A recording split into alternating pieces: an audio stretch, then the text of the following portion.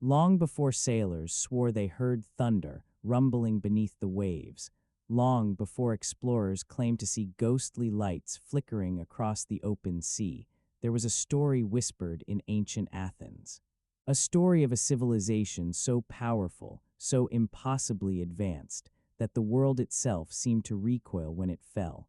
And according to the old philosophers, this destruction did not happen in a mythic age of heroes or gods. It happened in a single night, a night that was witnessed, recorded, and carried across generations like a warning that humanity was never meant to forget. The tale of Atlantis does not begin in the ocean's abyss or in the ruins of a sunken kingdom.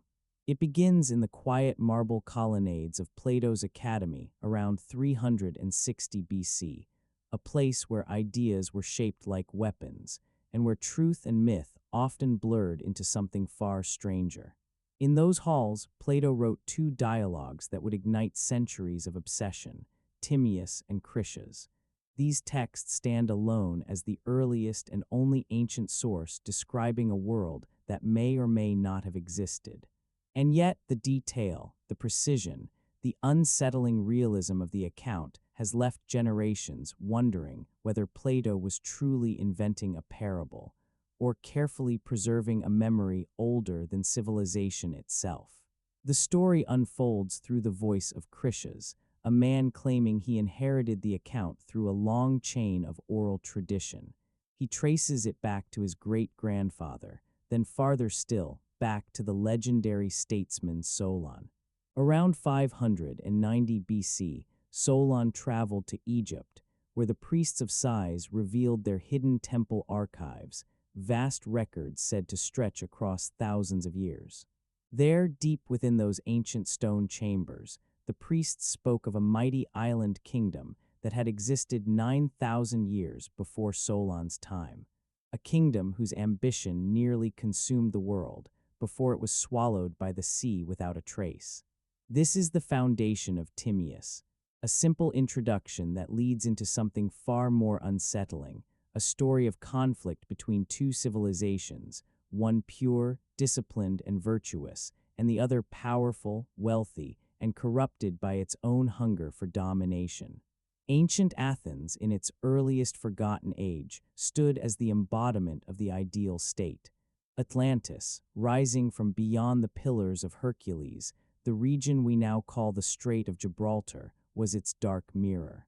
What followed was a clash so enormous, so catastrophic, that only fragments survived in Egyptian archives and the fading memories of priests. In Critias, Plato begins to describe Atlantis in haunting detail, a description so vivid and so precise that scholars still argue whether it was meant to be fiction at all. He speaks of an island said to be larger than Libya and Asia combined, positioned deep in the Atlantic Ocean. After its destruction, the waters became unnavigable, choked with the shallow, muddy remains of a world torn apart. Plato describes a city engineered with impossible precision, alternating rings of land and sea carved into perfect circles. The central island measured about 50 stadia, nearly 6 miles across, surrounded by rings connected through massive tunnels large enough for warships to glide through unhindered. These waterways formed a vast harbor, capable of holding entire fleets of triremes and merchant vessels. Each ring was protected by towering walls. Brass gleamed along the outer ring, tin glimmered across the middle, and the innermost wall shone with orichalcum, a mysterious metal so prized it was said to rival gold itself. In daylight, these metals would have lit the harbor with blinding reflections, turning the city into a beacon visible from miles across the ocean. At the city's center rose the palace and the sacred temple of Poseidon, the patron deity of Atlantis. The temple itself was unimaginable, 600 feet long, 300 feet wide, built entirely of polished silver, its peaks capped in gold. Inside stood a towering statue of Poseidon driving 6 winged horses, forged entirely from gold and rising almost to the temple's ceiling.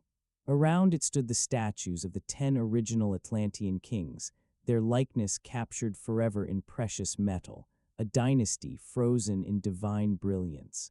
Atlantis operated under a system unlike anything known in the ancient world, a blend of monarchy, aristocracy, and a kind of early federal rule. 10 kings descended from Atlas, the firstborn son of Poseidon, controlled the many regions of the island and its far-reaching territories.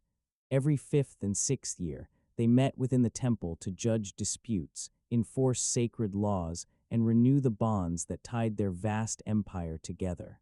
Those laws were carved into a massive pillar of orichalcum, a reminder that their authority was not only political, but sacred. Plato then reveals the military power that made Atlantis feared across the Mediterranean. The island could field an army so immense it defies belief.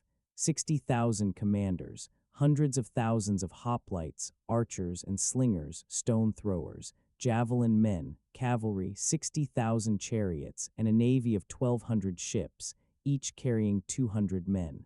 Counting them all together, Atlantis wielded a force exceeding 1 million warriors, supported by a civilian population that must have stretched into the tens of millions. How could any ancient society sustain this? Plato explains. Atlantis was a land overflowing with natural abundance.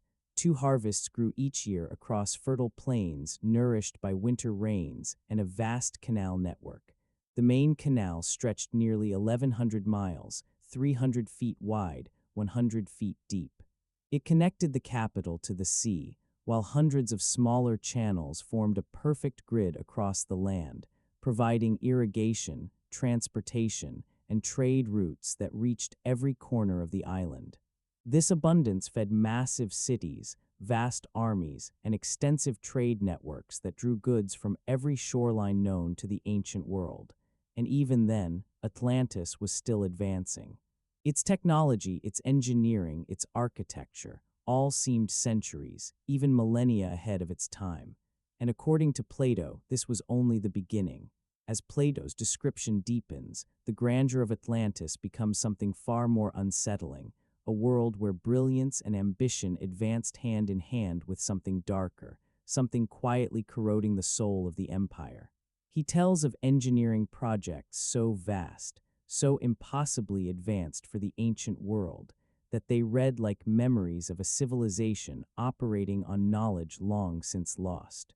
Harbors carved with geometric precision, bridges arcing across the concentric water rings, and vast underground tunnels large enough for warships to silently slip through beneath the earth. Atlantis was not merely wealthy, it was engineered, designed, constructed with an intelligence that ran deeper than anything in the Mediterranean world.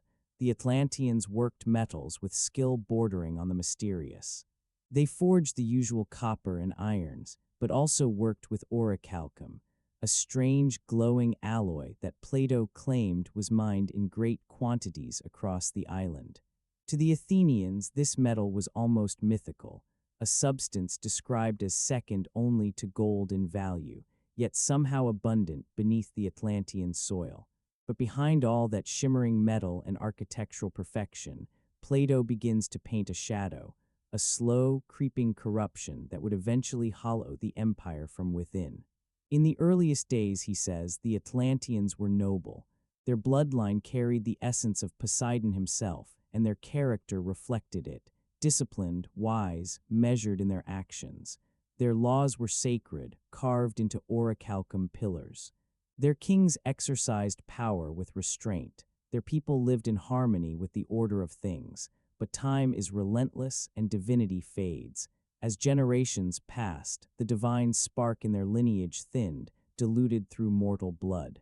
Their sense of balance began to waver. What had once been a civilization rooted in virtue slowly became one fueled by appetite, the hunger for wealth, for dominance, for more territory, more power, more tribute from nations that trembled at their shadow. Atlantis grew rich, then restless, then ravenous. Plato mirrors this with the structure of his own philosophy. The early Atlanteans possessed the 4 cardinal virtues: wisdom, courage, temperance, justice. But their descendants reflected something else entirely. Greed spread, ambition sharpened. Their political system, once ordered and harmonious, began to warp under the weight of their own success. For Plato, this wasn't simply a story. It was a warning, a mirror held up to Athens itself. To drive this home, he places the fall of Atlantis in a time so ancient, so far beyond the reach of verification, that the story becomes part history and part haunting possibility. According to the timeline, Atlantis existed around 950 BC, just after the last ice age, when oceans were rising, drowning coastlines and swallowing entire worlds that may have existed far beyond memory. A time when the world was changing violently, and when an advanced coastal civilization could have vanished in a single catastrophic event. By setting the destruction of Atlantis 9,000 years before Solon's visit to Egypt, Plato achieved something brilliant. He placed the story in a past so deep it could not be confirmed, yet not so distant as to seem impossible. And by locating Atlantis beyond the Pillars of Hercules, past the Strait of Gibraltar, he positioned it in the vast Atlantic, a place the Greeks considered mysterious, unmapped, and filled with dangers. The detail about the sea becoming impassable because of shallow mud left behind by the catastrophe, that became Plato's explanation for why no ship had ever rediscovered the lost empire. But here is where the narrative begins to shift, where Plato's intentions become blurred. Scholars have argued for centuries over whether he meant Atlantis to be a literal history or a philosophical construct. Several details suggest he crafted it as an allegory. The story appears nowhere else in ancient records. The measurements, military figures, and architectural descriptions feel too perfect, too systematic, the hallmarks of Plato's idealized constructions rather than the messy approximations of real historical accounts. And the contrast between virtuous ancient Athens and decadent Atlantis mirrors the themes of the Republic, the rise of the ideal state, and the fall of states corrupted by greed and democracy run wild. Even Plato's use of myth fits his broader method. He often used elaborate stories to illustrate philosophical truths, wrapping ideas in imagery to make them unforgettable. Atlantis becomes his warning that when a society's prosperity outpaces its virtue, collapse is not a possibility, but an inevitability. For the Athenians of Plato's time, the parallels would have been impossible to miss. They had watched their own city rise as the defender of Greece, only to transform into an imperial power, extracting tribute from subject states, building monuments with foreign wealth, and pushing ever outward until the Peloponnesian War brought that ambition crashing down. Atlantis, in many ways, was their reflection, a distorted future version of what Athens might become if it continued down the same path. And yet, Plato's tale feels too textured, too rooted in something deeper than mere allegory. He writes like a man drawing from echoes, from old stories, half-remembered destructions, civilizations that vanished without clear explanation. The Bronze Age collapse around 1200 BC had erased entire empires. The Mycenaeans, the Hittites, the great trading cities of the eastern Mediterranean, their disappearance was so sudden that survivors could only describe it in whispers and myth. It is possible that these cultural memories, carried generation to generation, shaped Plato's imagination, or that the ruins of forgotten peoples influenced his vision of a world swallowed by the sea. What is certain is this. After Plato's death in 347 BC, the mystery of Atlantis did not fade. It began. A long, twisting intellectual legacy filled with interpretations, arguments, believers, skeptics, all trying to determine whether Plato invented a parable or preserved a truth the world was never meant to remember. Within the dim corridors of the Academy and the Lyceum, Plato's words did not simply linger, they haunted. His students moved through those halls like shadows wrestling with a legacy that felt larger than life and heavier than myth. They debated not just the meaning of his teachings, but the unsettling implications of a world that might once have existed and then vanished without a trace. Among them, none cast a longer shadow than Aristotle. His voice, sharp with skepticism and honed by a mind built for order and certainty, would echo across the centuries. To later generations, he became the first, and perhaps the strongest, to deny Atlantis outright. But his rejection was not born from ignorance. It came from tension, from a philosophical fracture forming deep within the very heart of Plato's circle. Aristotle, systematic and fiercely empirical, viewed the world as something to be measured, observed, dissected. His mentor, however, had never been afraid to let myth bleed into meaning. Plato's stories breathed with symbols and allegories, intangible forms meant to guide the mind toward deeper truths. But to Aristotle, that boundary between myth and history mattered. When he famously declared that the man who dreamed it up made it vanish, he wasn't making a joke, he was drawing a line. A line between what could be trusted and what should be doubted. His dismissal, preserved like a fossil in later writings, became the first recorded flicker of scholarly disbelief. Yet nothing about this disagreement was simple. The Academy was already a place of quiet conflict, Plato weaving worlds of metaphor, Aristotle grounding every argument in the grit of observable reality. And Atlantis, with its meticulous measurements and strangely precise geography, became a battlefield between those two visions. To Aristotle, such detail was suspicious.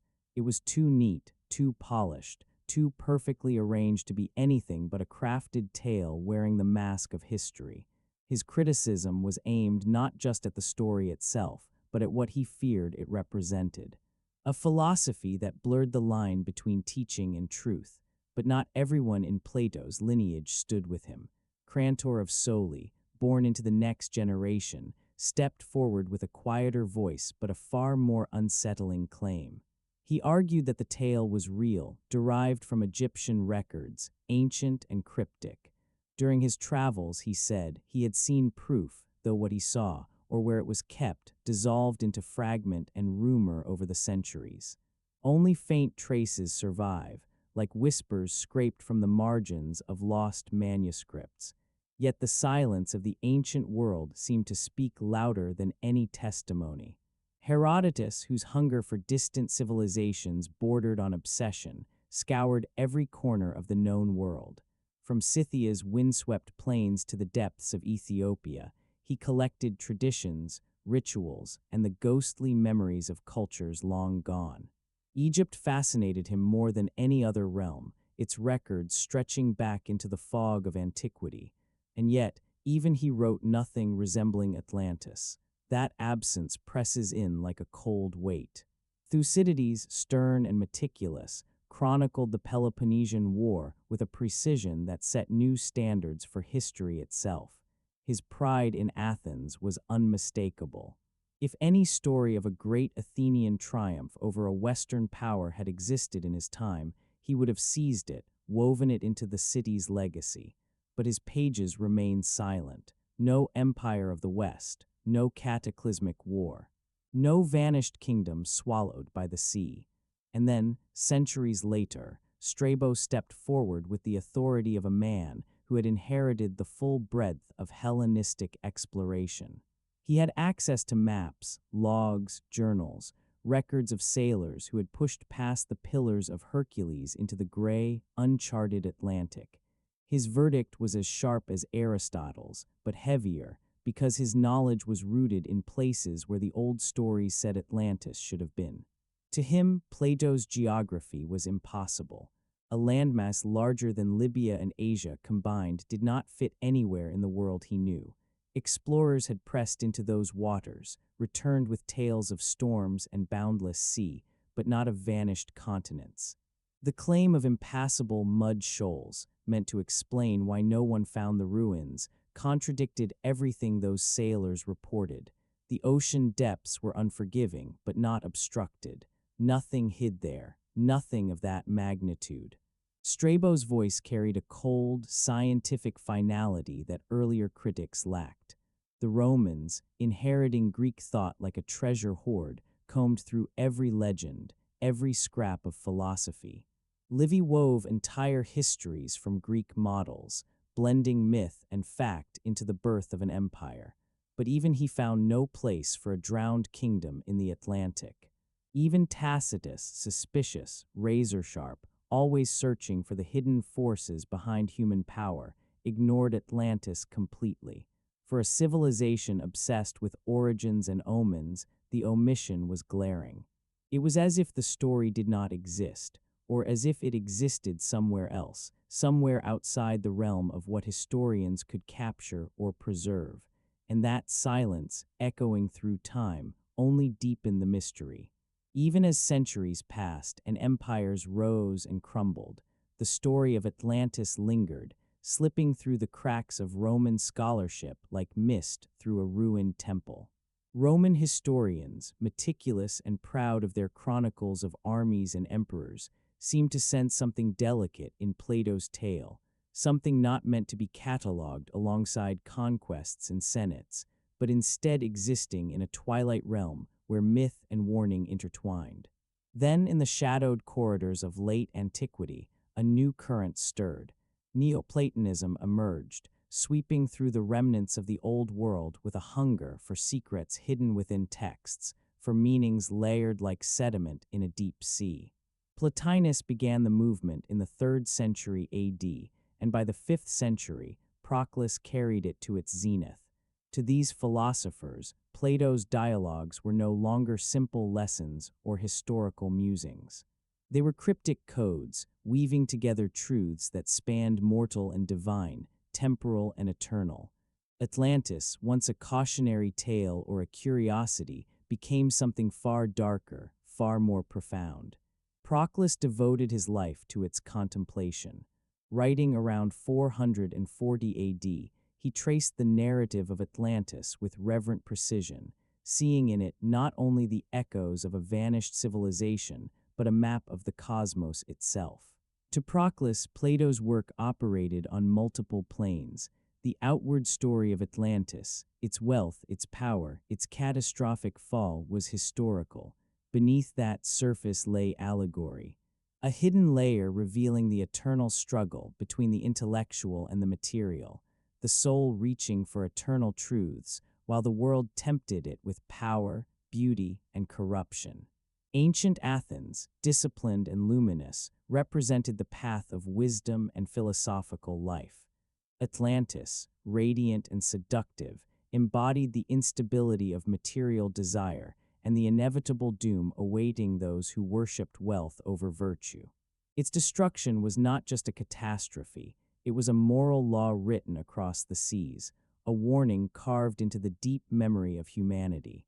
Through these interpretations, Neoplatonists could embrace Atlantis fully, sidestepping the contradictions that had long plagued earlier scholars. In their hands, the tale became both real and unreal, historical and symbolic, a vessel carrying truths that defied the limitations of time and geography. As this intellectual lens spread, it reached the early Christian world, where the story became entangled with scripture, chronology, and divine providence.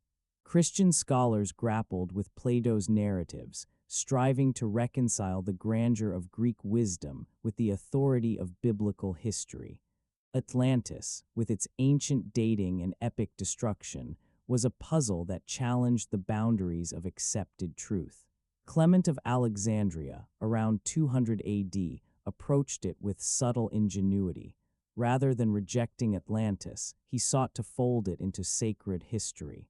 He suggested that Egyptian records mismeasured time, stretching events into the distant past. Adjusted properly, Atlantis could coexist with the biblical framework, a distant memory of human ambition and hubris, preserved in allegory if not literal fact. Augustine of Hippo approached it with caution. He acknowledged the philosophical brilliance of Plato, yet he maintained critical distance from claims lacking scriptural confirmation. For Augustine, Atlantis existed in the space between possibility and morality, a a story whose lessons illuminated the dangers of pride and indulgence without demanding literal belief. As Christian scholars developed more rigorous chronologies, the tension grew. The supposed date of Atlantis, 950 BC, collided violently with biblical timelines. Some argued Plato had misinterpreted Egyptian calendars. Others speculated that Atlantis might echo pre-flood civilizations, shadowy societies lost to the world, yet whispered of in Genesis. In the East, Byzantine scholars treated the story with less constraint. To them, the narrative was symbolic, a guide to understanding the human soul and the cosmic order, not a threat to sacred history. Atlantis became a bridge, connecting classical knowledge with spiritual reflection, a legend that could be honored even while its literal existence remained in doubt. And through this shifting landscape of belief, interpretation, and silence, the story endured. It survived centuries of doubt, debate, and reinterpretation, slipping past the grasp of those who sought to dismiss it entirely. The tale of Atlantis remained alive, whispering from the shadows, waiting for eyes willing to see beyond the surface of history and into the hidden depths where truth and myth entwine. Through the shadowed corridors of Byzantine scholarship, the story of Atlantis endured, though always at the edges of knowledge, always half hidden. The Byzantines maintained a closer link to the classical world, guarding Greek learning like embers in a cold wind, and some chroniclers dared to weave Atlantis into the fabric of universal history. They traced its echoes to biblical or post-biblical events, not as certainty, but as a warning etched in time, a testament to the fate of civilizations and the judgment of the divine. For many Christian thinkers, the drowning of Atlantis became a moral lantern in the darkness. Here was a story of pride, corruption, and downfall, a civilization, magnificent and seductive, undone by its own hubris. Its message resonated with their understanding of human frailty and the weight of sin, virtue ignored, wealth worshipped, power corrupted, and all consumed beneath the waves. The tale survived not as history, but as a grim parable. Yet the medieval world was perilous for texts.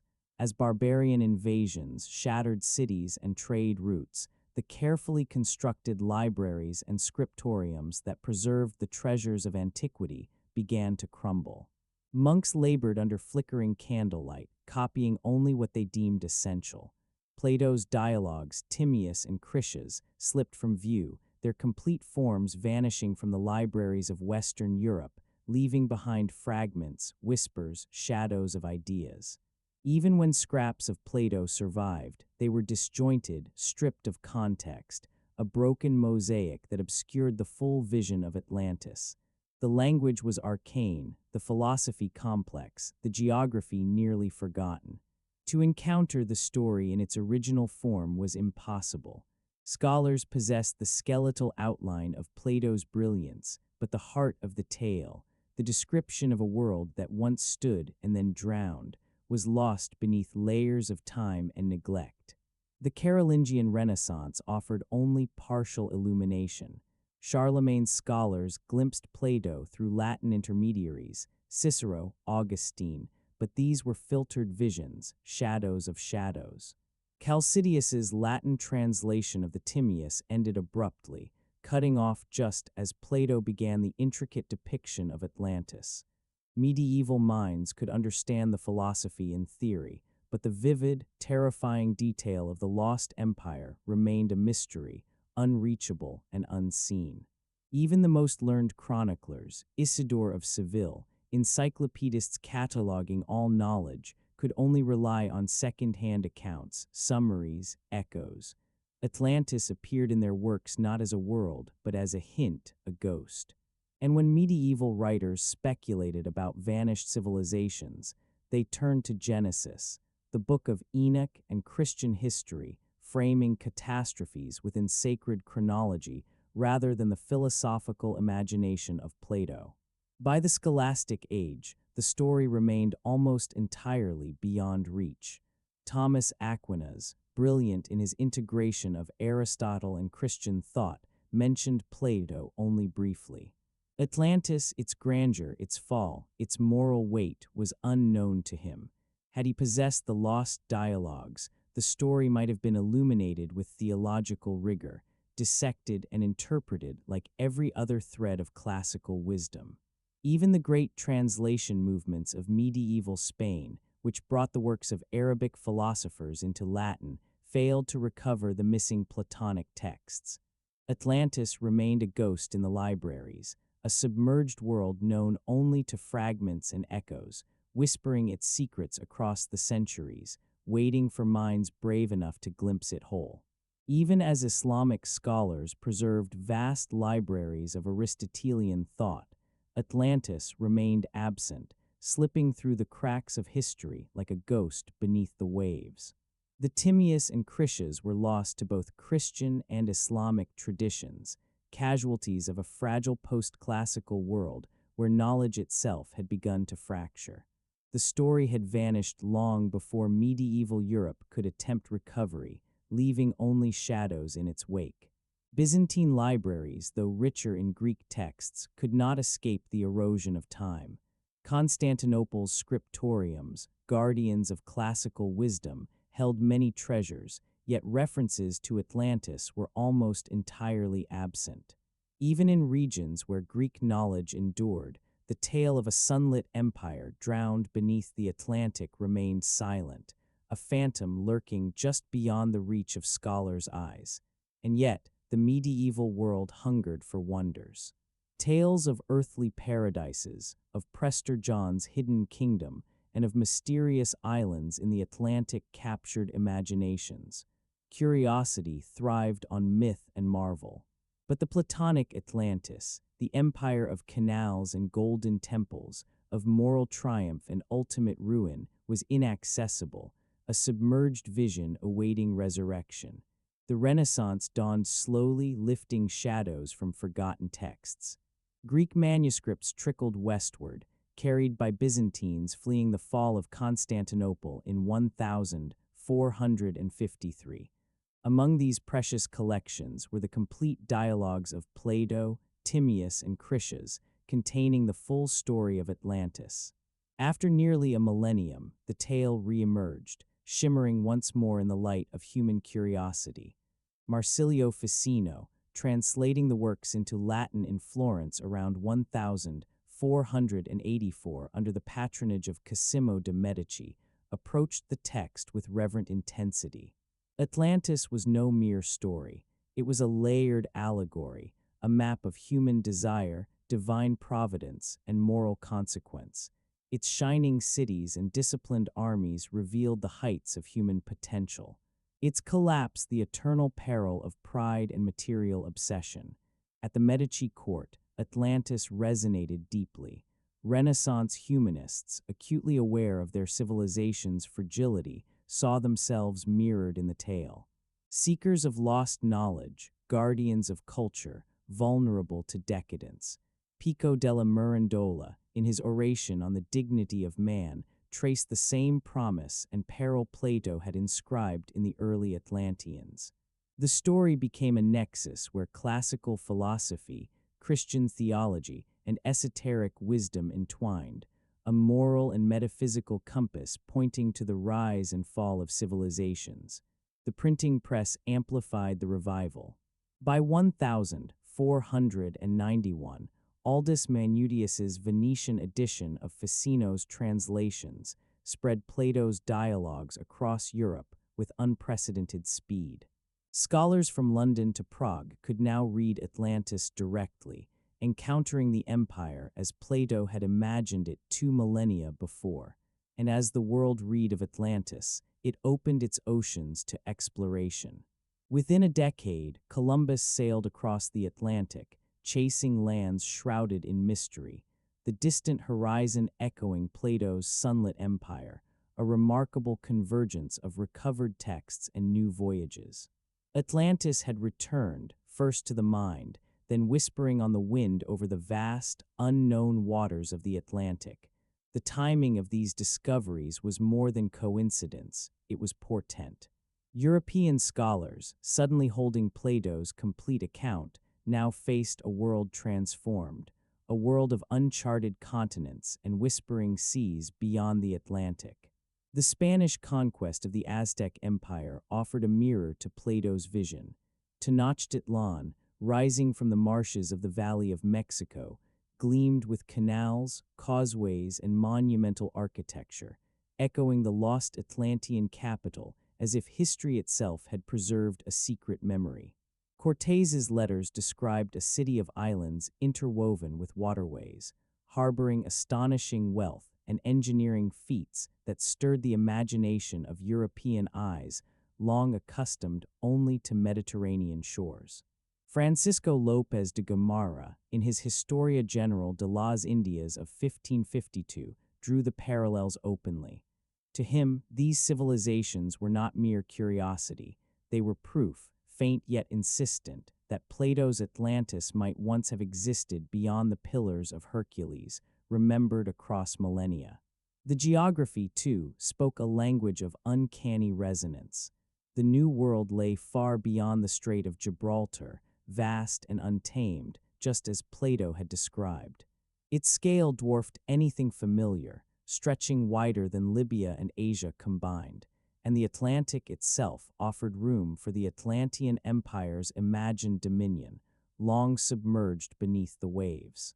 Gonzalo Fernández de Oviedo spent decades in these lands, chronicling the rhythms of indigenous life, the patterns of their fields and canals, the monumental shapes of their cities. Everywhere he saw echoes of Plato. Waterworks, terraces, and harbors that mirrored Atlantean ingenuity. Renaissance scholars, witnessing these marvels, whispered that perhaps the Atlanteans had not been myth, but ancestors whose memory had drifted across oceans and centuries like a drowned dream. Hydraulic engineering, in particular, fascinated observers. The intricate canal systems of Tenochtitlan, the irrigation networks of the Andean highlands, and the harbor constructions along the coasts mirrored the precision and ambition of the Atlantean civilization. For the first time, Plato's imagined empire seemed to touch the real world, shimmering like a ghost of a vanished past.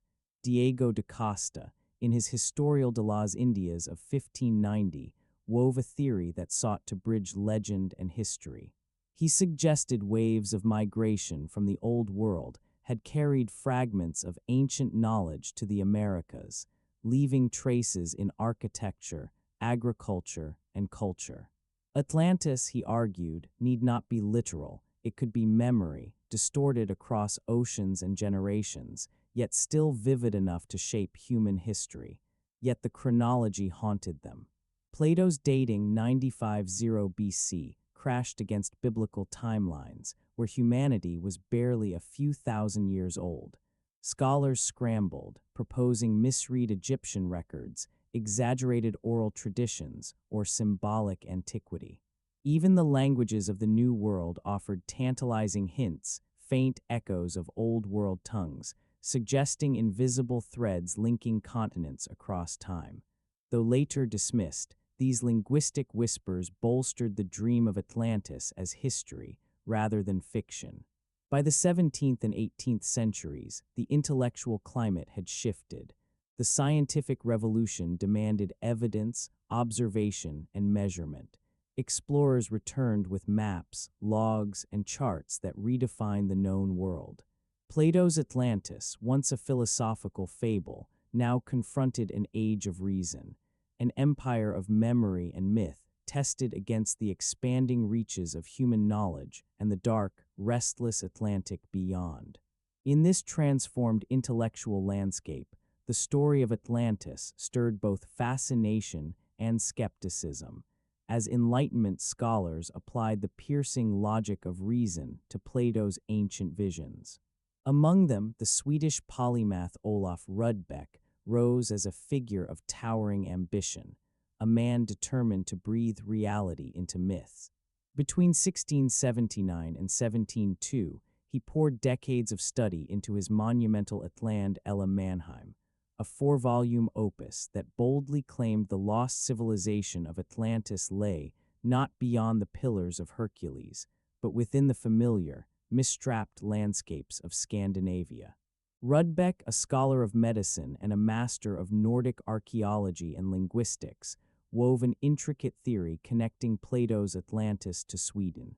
In his vision, the name itself had transformed over centuries, from Atlantis to Atland, the ancient appellation of Swedish lands. Classical authors, he insisted, had been deceived, misplacing the legendary empire in the Atlantic when it had always risen in the Baltic. The Pillars of Hercules, so long thought to guard the entrance to the known world, were instead the narrow straits of Danish isles or the gateways to northern waters, hidden in fog and memory. The evidence Rudbeck marshaled was as grand as it was audacious. Bronze Age burial mounds, scattered across Sweden like silent sentinels, hinted at a civilization of wealth and power. Golden and silver treasures, intricate metalworks, and objects carried from distant shores suggested commerce, influence, and artistry beyond imagination, echoes, perhaps, of Atlantean grandeur.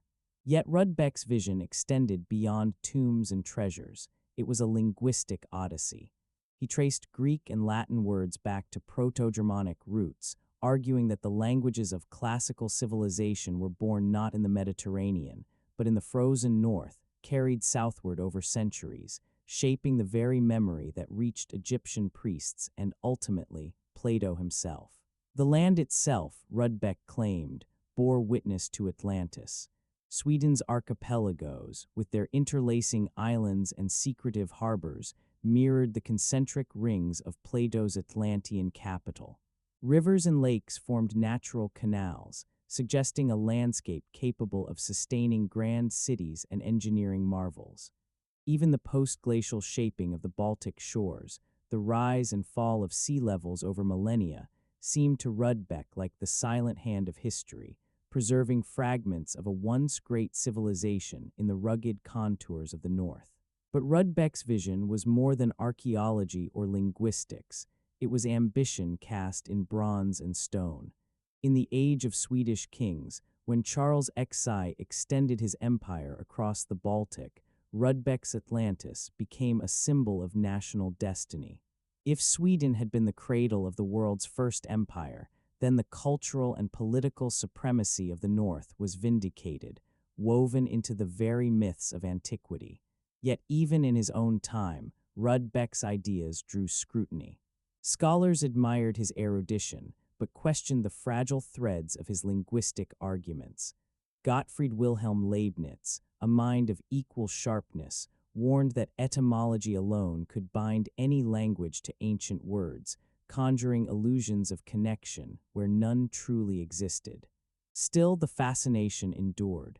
In an era of discovery and reason, the idea that Atlantis might rise from the northern mists, hidden in language, landscape, and memory, was irresistible.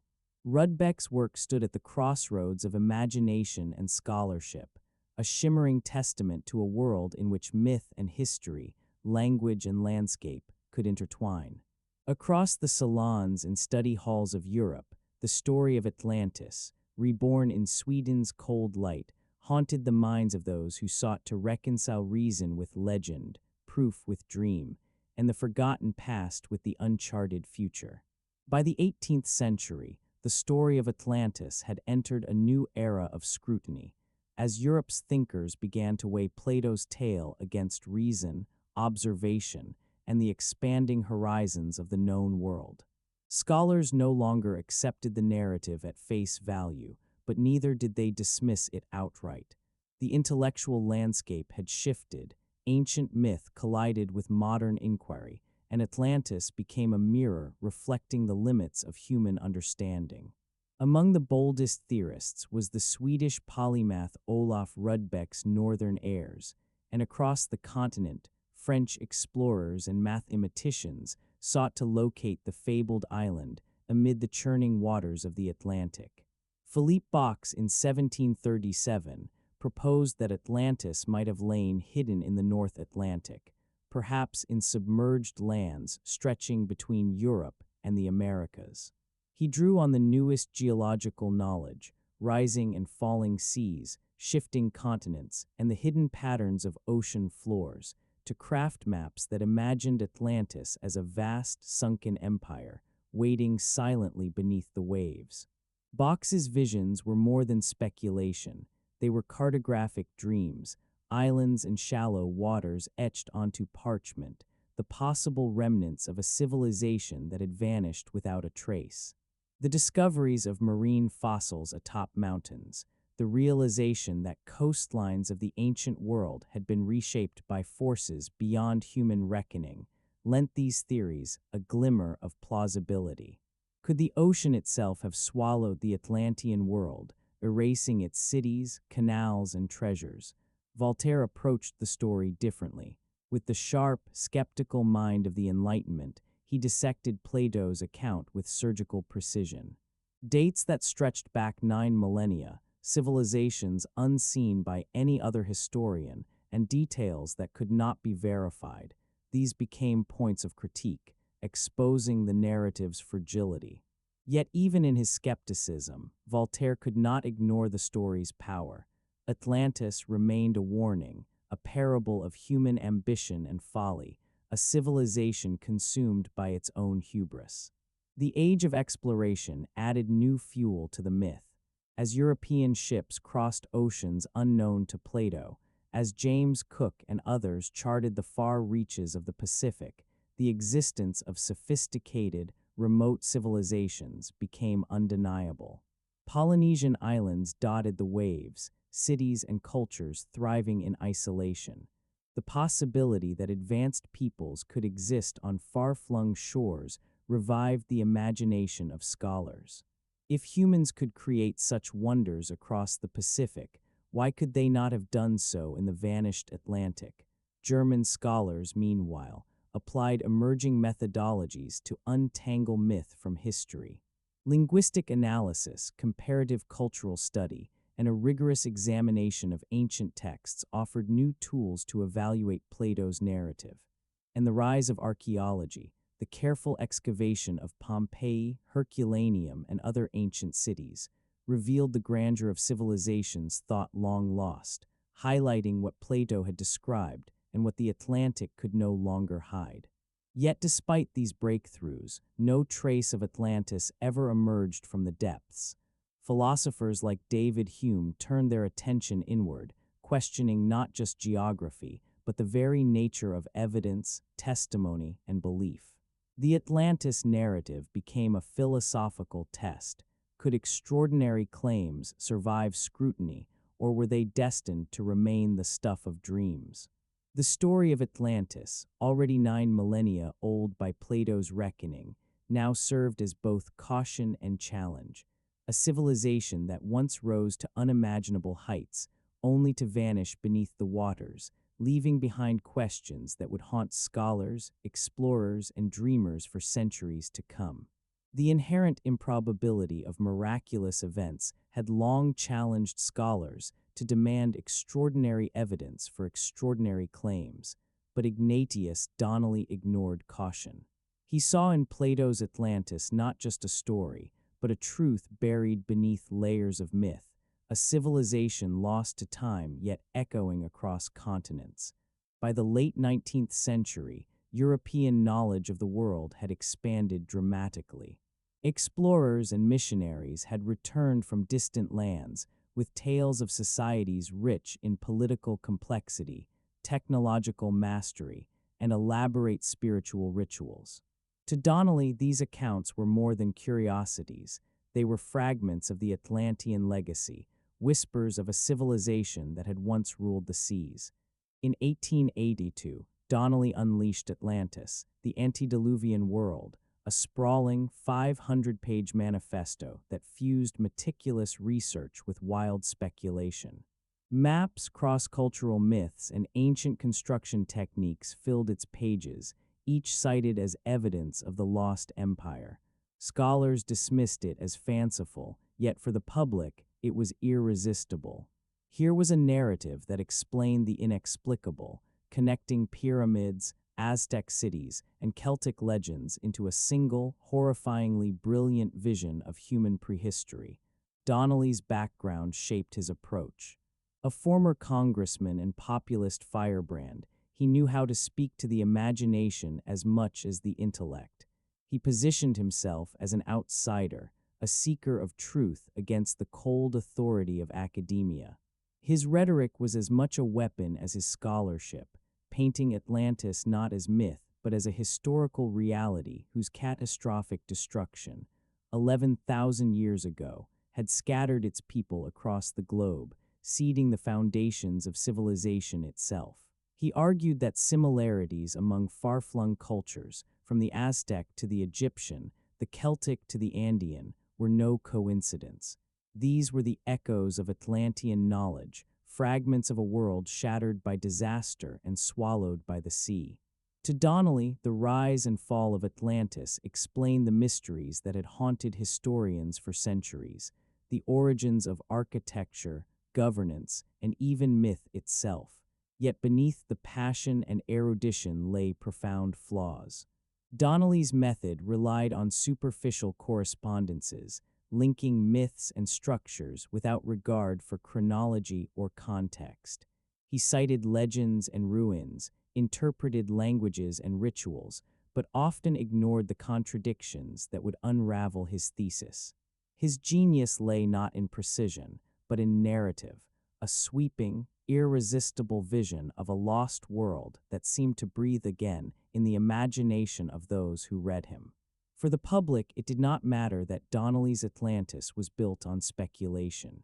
It mattered that it existed, somewhere beyond memory, a civilization of unimaginable wealth and knowledge, drowned in the ocean's dark embrace, yet leaving traces scattered across the earth. In his hands, Atlantis became more than a story. It became a mirror reflecting humanity's dreams, ambitions, and inevitable fragility. Donnelly's obsession with flood myths offers a window into the machinery of his imagination. He assembled sprawling lists of deluges from every corner of the globe, each tale a shadowy echo of civilizations obliterated by watery cataclysms. From these scattered myths, he wove a single, unrelenting narrative. All floods in every culture were distorted whispers of Atlantis's final destruction, carried across generations by survivors who fled a world swallowed by catastrophe. In this vision, disparate myths were no longer just stories, they were corroborating evidence.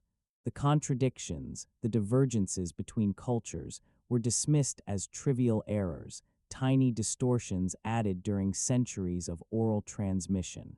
Donnelly's linguistic arguments carried a similar audacity. He traced supposed connections between words in far-flung languages, asserting that all were remnants of an Atlantean tongue, a secret language echoing across continents. Some links seemed plausible, threads tying Indo-European dialects together. Others, however, spiraled into the fantastical, connecting entirely unrelated languages through invisible chains of sound shifts. Scholars saw through this illusion. His methods could prove anything, meaning his conclusions, though seductive, carried no real weight. Architecture became his most tangible weapon. He pointed to the pyramids of Egypt, the monumental stonework of Mesoamerica, the towering megaliths of Europe, and proclaimed them relics of a single, vanished civilization. To Donnelly, such feats could not have arisen independently. Only Atlanteans, survivors of a sunken empire, could have sown this knowledge across the globe. He lingered over pyramids with the precision of a mathematician, mapping dimensions and cosmic alignments, spinning them into cryptic codes of an ancient wisdom lost to time.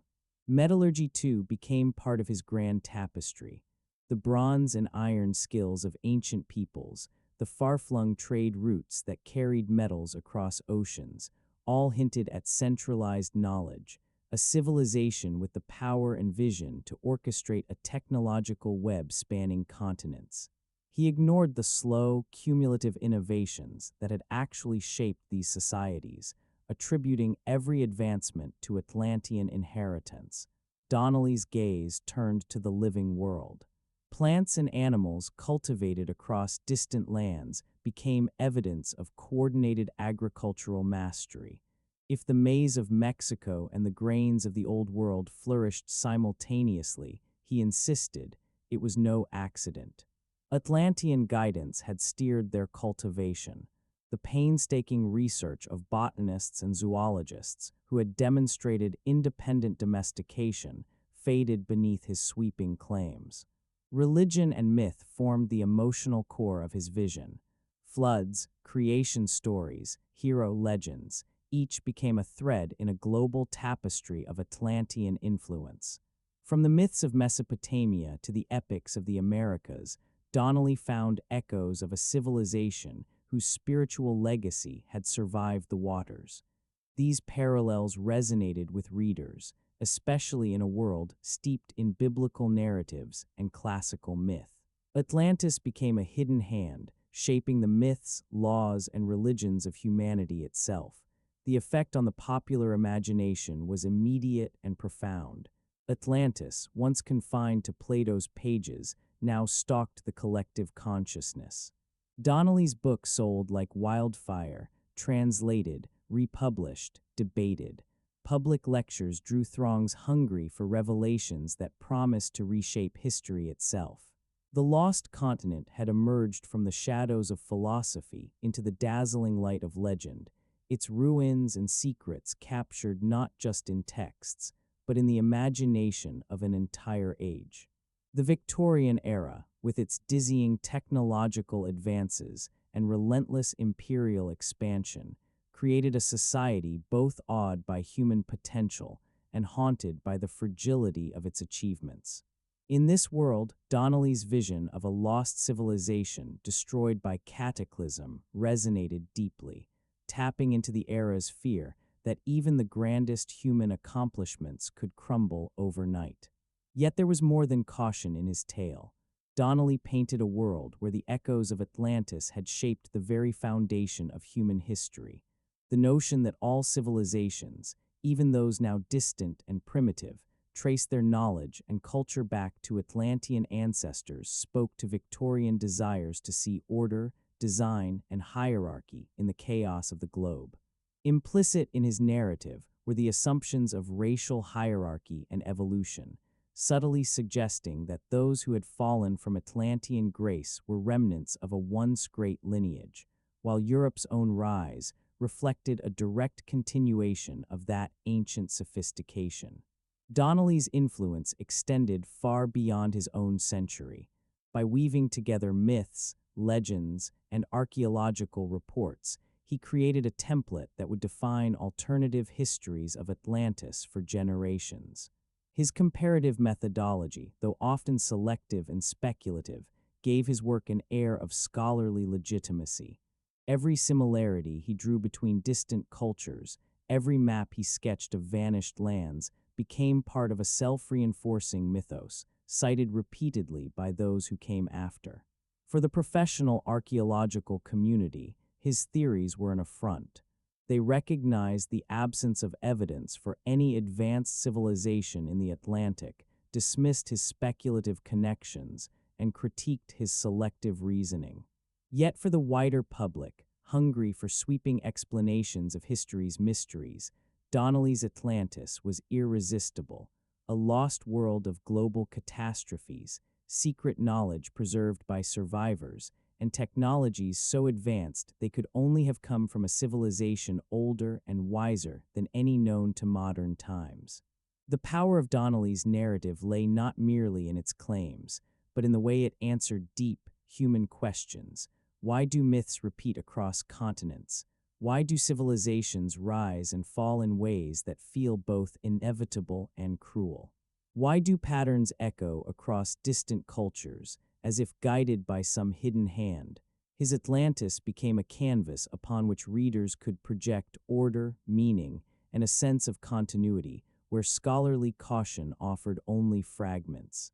And then came Helena Petrovna Blavatsky, a Russian aristocrat turned mystic, who transformed Donnelly's pseudo-archaeological Atlantis into a cosmic stage for humanity's spiritual evolution. In the 1880s, she wove together Eastern philosophy, Western esotericism, and speculative anthropology, creating a vision of human history where Atlantis was not merely lost, but a critical chapter in the soul's journey. Her secret doctrine, published in 1888, elevated Atlantis from the realm of human history into the realm of cosmic destiny, its fall and influence now entwined with the evolution of spirit itself. Blavatsky's approach departed entirely from material evidence. She claimed access to secret knowledge preserved in Tibetan monasteries, revealed through clairvoyant insight and psychic transmission. In her hands, Atlantis became more than a vanished civilization. It became a crucible of human destiny, a hidden truth behind myths, legends, and the cycles of history itself. She claimed her teachings sprang from the Akashic Records, a vast cosmic library containing every human thought, action, and experience. Through rigorous spiritual discipline, and with guidance from the Mahatmas, ascended masters hidden in the remote Himalayas, she accessed knowledge forbidden to ordinary mortals. This supernatural authority allowed her to describe Atlantis in vivid detail, without needing proof or historical record, presenting her revelations as truths beyond the reach of both academic scholarship and popular speculation. At the heart of her teachings lay the doctrine of root races, a framework linking human evolution with cosmic cycles. Humanity, she explained, had passed through 7 root races over millions of years, each representing a stage of physical and spiritual development. The fourth of these races, the Atlanteans, had once dominated the Earth during a time when continents, climate, and human potential were unlike anything we know today. These beings were giants, endowed with psychic abilities far beyond modern comprehension, capable of direct communion with spiritual hierarchies, and wielding technology that operated through invisible energies rather than crude machinery. Their cities gleamed with crystalline architecture, and their vehicles soared through the sky, powered by forces we cannot yet perceive. Atlantean society was organized around telepathic consensus. No bureaucracy, no corruption, only clarity, unity, and shared purpose. Even their buildings were alive with energy. Temples amplified psychic power, canals and avenues flowed in harmonic geometry, and each structure resonated with spiritual purpose. Religion was not symbolic, it was functional. Their ceremonies altered the very fabric of matter and spirit, conducted by priest-scientists who guided their civilization with precision and insight beyond human comprehension. But perfection carries its own peril. As centuries passed, the Atlanteans' spiritual gifts waned. Their mastery of subtle forces remained, but wisdom faltered. A priestly elite hoarded occult knowledge, while rulers pursued material ambitions without understanding the energies they commanded. Black magic took root. Powers that once uplifted civilization became instruments of domination and destruction. Secret cabals twisted the very forces that had created their golden age, and then came the end. According to the accounts she relayed, Atlantis did not fall through war or famine alone. The misuse of spiritual power tore at the delicate energies sustaining the land. Oceans and earth convulsed. Cataclysm swept through the continent, annihilating cities, shattering civilizations, and scattering the last survivors into the wider world. The Atlanteans, once masters of matter and spirit, became ghostly echoes of a civilization lost to time and to history. The collapse of Atlantis was more than a simple disaster. It was the culmination of centuries of spiritual imbalance.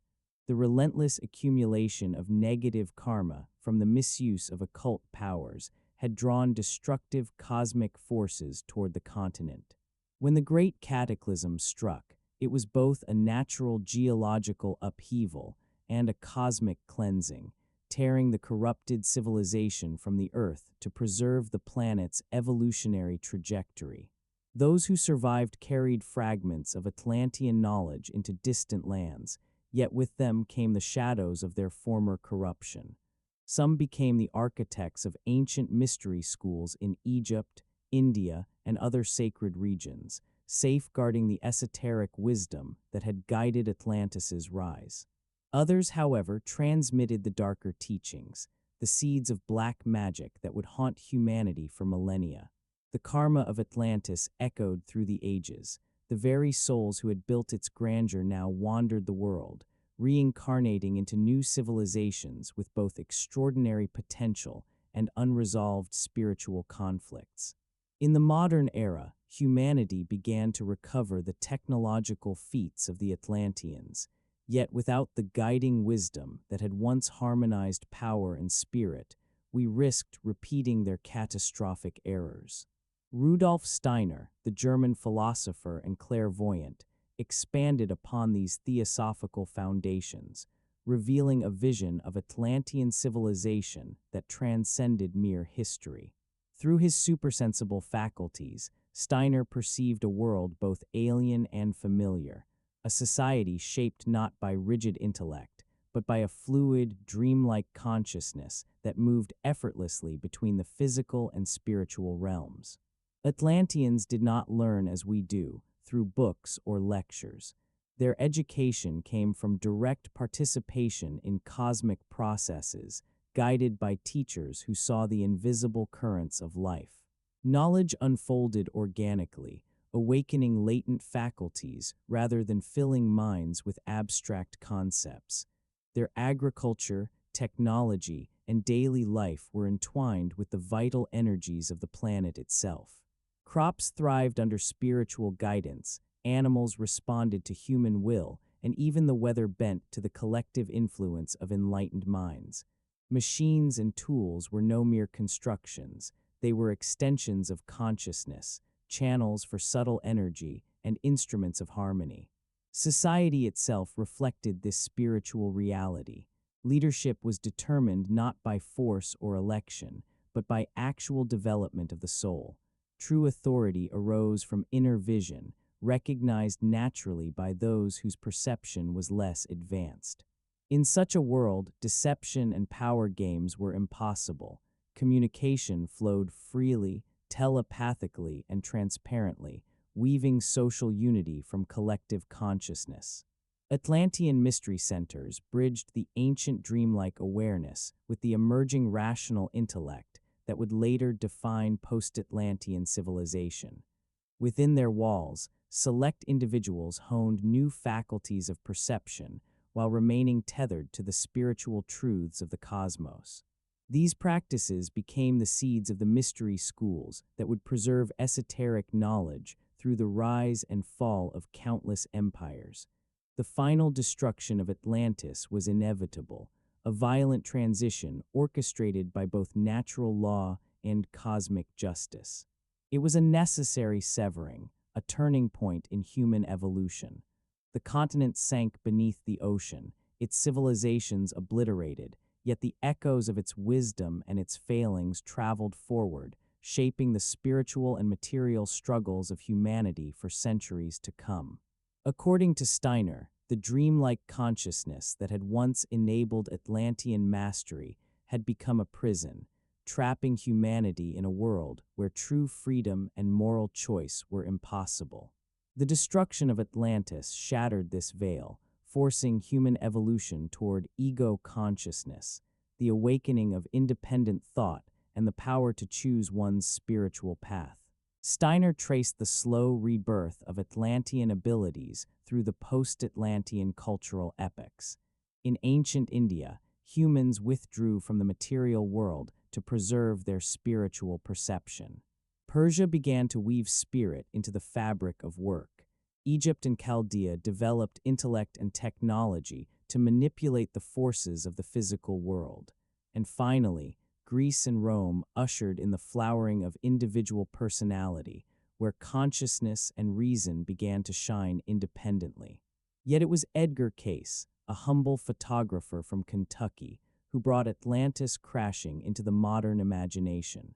Between 1923 and 1944, in trance states that blurred the line between life and vision, Cayce recorded over 700 references to Atlantis within a staggering 14,000 psychic readings. With no formal training in history or archaeology, he revealed a lost civilization that spanned from 200,000 to 10,000 BC, an age of unimaginable technology and spiritual power, shattered again and again by the misuse of its gifts. Case described Atlanteans who harnessed crystal technology to channel cosmic and solar energies, powering flying vehicles, illuminating cities, and communicating across vast distances. At the heart of this civilization lay a single massive crystal, a beacon of energy whose corruption would ultimately tear the continent apart. Misused by those who sought greed and power, this crystal brought cataclysm. Earthquakes, tidal waves, and the final submergence of Atlantis beneath the Atlantic waters. Society itself was a battleground of morality and ambition. The sons of the law of one sought enlightenment, wielding technology to elevate consciousness. Opposing them, the sons of Belial exploited the unknowing, pursuing selfish ends and sowing discord.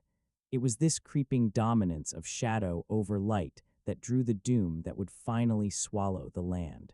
Even after the fall, the story of Atlantis did not end.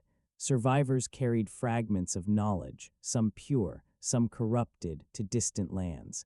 Mystery schools arose in Egypt, India, and beyond, preserving spiritual wisdom. Others spread dangerous practices, seeding black magic and spiritual corruption that would haunt humanity for millennia. Case even foretold that these Atlantean souls would return in the modern era, bringing their powers, knowledge, and unresolved karmic burdens back into the world. The influence of these revelations shaped the New Age imagination.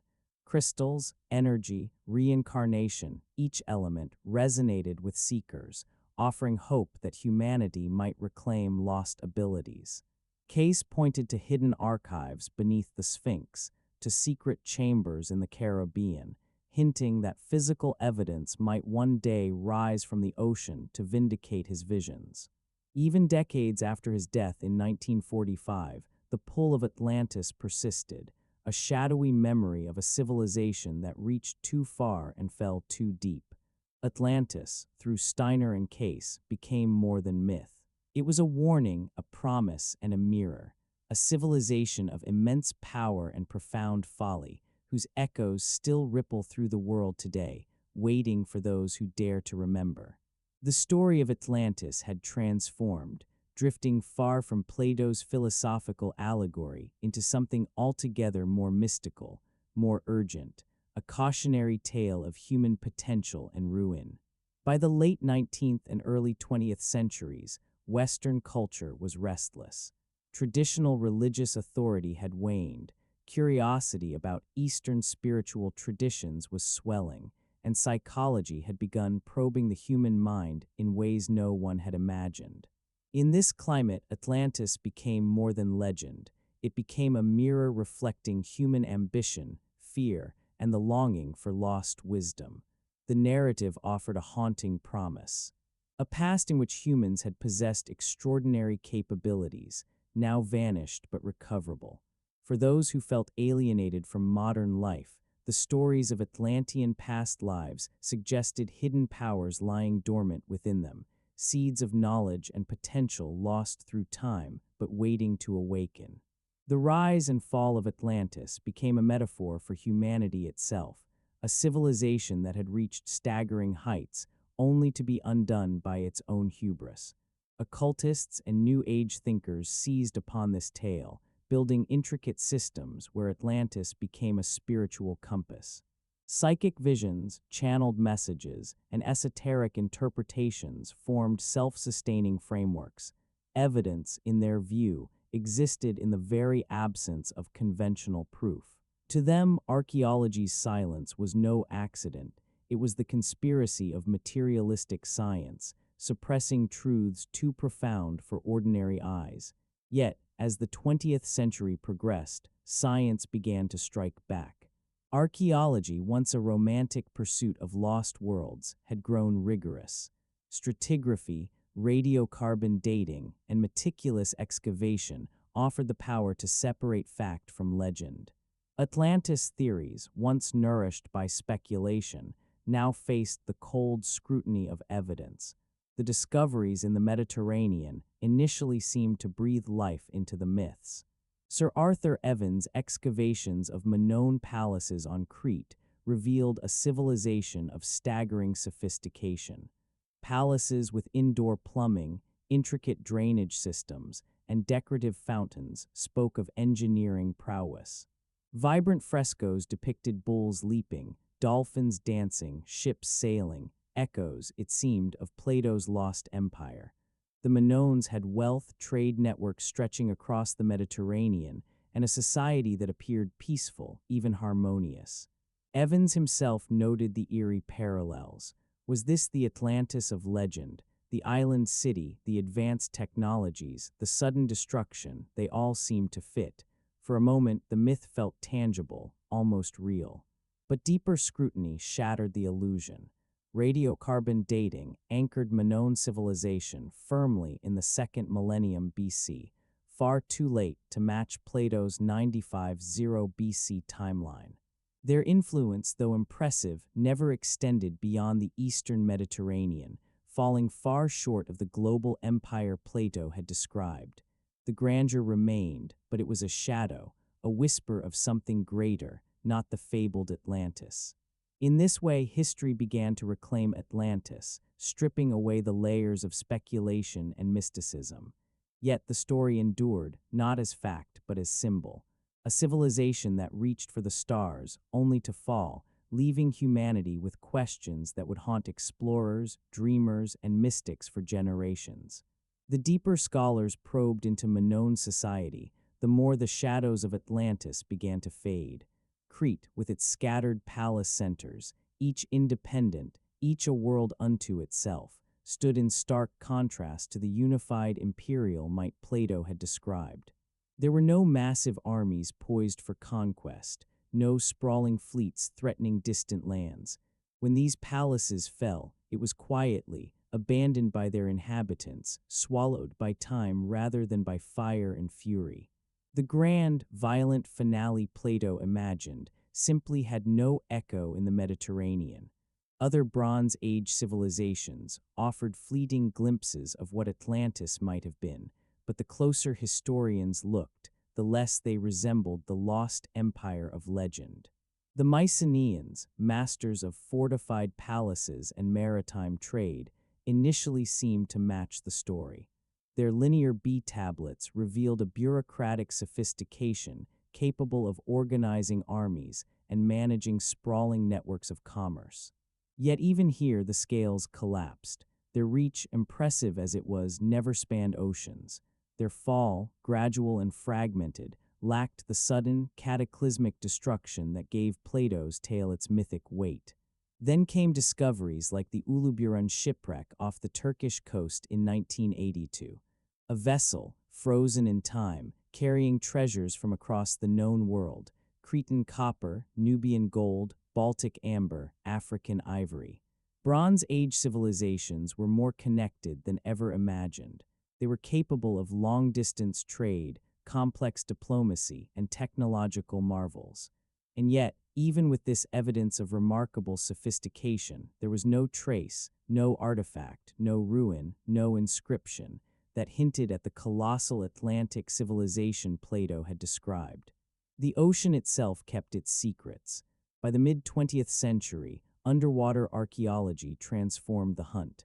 Jacques Cousteau and pioneers of the deep turned their gaze to the dark, crushing depths, using early diving technology and later side-scan sonar to map the ocean floor. Entire stretches of the Atlantic were revealed, abyssal plains, valleys, and ridges lying 3 to 4 kilometers beneath the waves. There were mountains, trenches, volcanic chains, but no sunken continent, no hidden empire waiting to be discovered. Sediment cores told the same story. Layers of deep ocean deposits stretched unbroken for millions of years, revealing no evidence of recent landmasses. No pollen, no soil, no signs of human habitation clung to the depths. The mid-Atlantic ridge, once thought a possible boundary for a sunken kingdom, proved to be a slow, relentless force, spreading the ocean floor, not swallowing it. Atlantis, it seemed, was not a land waiting to rise from the deep. It was a dream submerged in myth. Yet the allure persisted. The absence of evidence only deepened the mystery, and the ocean's silence became another layer of legend. Atlantis, like the shadows of a vanished empire, remained irresistible, a story written not in stone or sediment, but in imagination and fear. The volcanic islands of the mid-Atlantic ridge, the Azores, Iceland, and scattered smaller chains, were not remnants of a lost continent. They were the newborn scars of Earth's restless fires, forged in recent geological times. Radiometric dating revealed their youth, placing them far later than any era suggested for Atlantean civilization. Yet the Atlantic and Caribbean seas continued to lure dreamers and mystics. Inspired by Edgar Case's psychic visions and alternative theories, explorers searched for traces of Atlantis beneath the waves. In 1968, the Bimini Road appeared, rectangular stone blocks laid out in linear patterns, as if hinting at sunken roads or forgotten temples. For a fleeting moment, hearts raced at the thought of proof, but science revealed a harsher truth. Geologists determined that the Bimini blocks were naturally fractured limestone, split along unseen fault lines by stress and erosion over millennia. The straight lines were illusions, the result of nature's quiet design, not human hands. Dating confirmed their ancient origins, millions of years before humanity even walked the earth. The Bimini Road was a phantom, a trick of stone and time. Similar stories emerged elsewhere. The Yonaguni Monument off Japan, though far from the Atlantic, presented stepped terraces and angular formations that seemed artificially constructed. Detailed geological studies revealed natural fracturing in sedimentary rock as the cause. What appeared to be architectural genius was merely Earth's patient shaping. Advances in modern technology deepened both hope and disappointment. Satellites, ground-penetrating radar, and magnetometry scanned thousands of square kilometers of ocean floor and coastal areas, seeking buried structures. The result was silence, no ruins, no foundations, no trace of a sunken empire. Even the post-glacial rise of the seas, which had submerged vast coastal regions, offered little support for Atlantean theories. Between 20,000 and 6,000 years ago, sea levels rose roughly 120 meters, swallowing low-lying lands. Any human settlements lost to this rise were scattered bands of hunter-gatherers, not the monumental civilizations of legend. By the time complex societies emerged, the seas had stabilized, leaving no room for the global empire Plato described. Nature, however, did leave evidence of catastrophe. The Younger Dryas, from roughly 12,900 to 11,700 years ago, brought abrupt climate shifts, disrupting human populations. Volcanic eruptions, earthquakes, and tsunamis swept through the ancient world, leaving devastation in their wake. The eruption of Santorini around 1600 BC sent a massive tsunami across the eastern Mediterranean, contributing to the collapse of Minoan civilization, a tangible disaster that may have inspired tales of sudden destruction and vanished cities. Atlantis, then, did not lie beneath the waves. It survived in human imagination, a mosaic of historical events, natural disasters, and enduring wonder. A story built from fragments of truth, embroidered by fear and hope, eternally calling seekers to explore the depths of legend. Yet even this cataclysm, violent, immense, terrifying, remained far smaller and far more recent than Plato's grand vision of Atlantis. Systematic comparisons of flood myths across cultures revealed a tapestry both intricate and contradictory. Great deluges, yes, but their origins, scales, and outcomes varied wildly. Some spoke of rivers overflowing, others, oceans swallowing entire lands. Survivors' fates shifted from tale to tale. The shared echoes could be explained not by a single ancient catastrophe, but by humanity's universal experience of floods and the mind's natural impulse to magnify local disasters into cosmic events. Modern archaeology, with its peer review and rigorous methodology, provided the antidote to speculation. Claims about Atlantis had to survive scrutiny by experts, published in refereed journals, tested against evidence rather than hope. This structure, while conservative, ensured that only findings grounded in verifiable facts endured, eliminating the most fanciful stories while documenting genuine discoveries with precision. Universities, professional organizations, and funding institutions created both opportunity and oversight, resources for rigorous exploration, but barriers for unsupported conjecture. The absence of any institutionally verified Atlantis was not prejudice. It was the consistent failure of these claims to meet the exacting standards of science. The development of analytical techniques in the 20th and 21st centuries, DNA analysis tracing ancient migrations, isotopic studies revealing artifact origins, and radiometric dating of remains offered unprecedented clarity. Civilizations were revealed as interconnected, sophisticated, and complex, but none bore the hallmarks of a lost Atlantic empire. Yet the lure of Atlantis endured. Underwater exploration, satellite surveys, and oceanographic mapping provided new tools, igniting fresh speculation.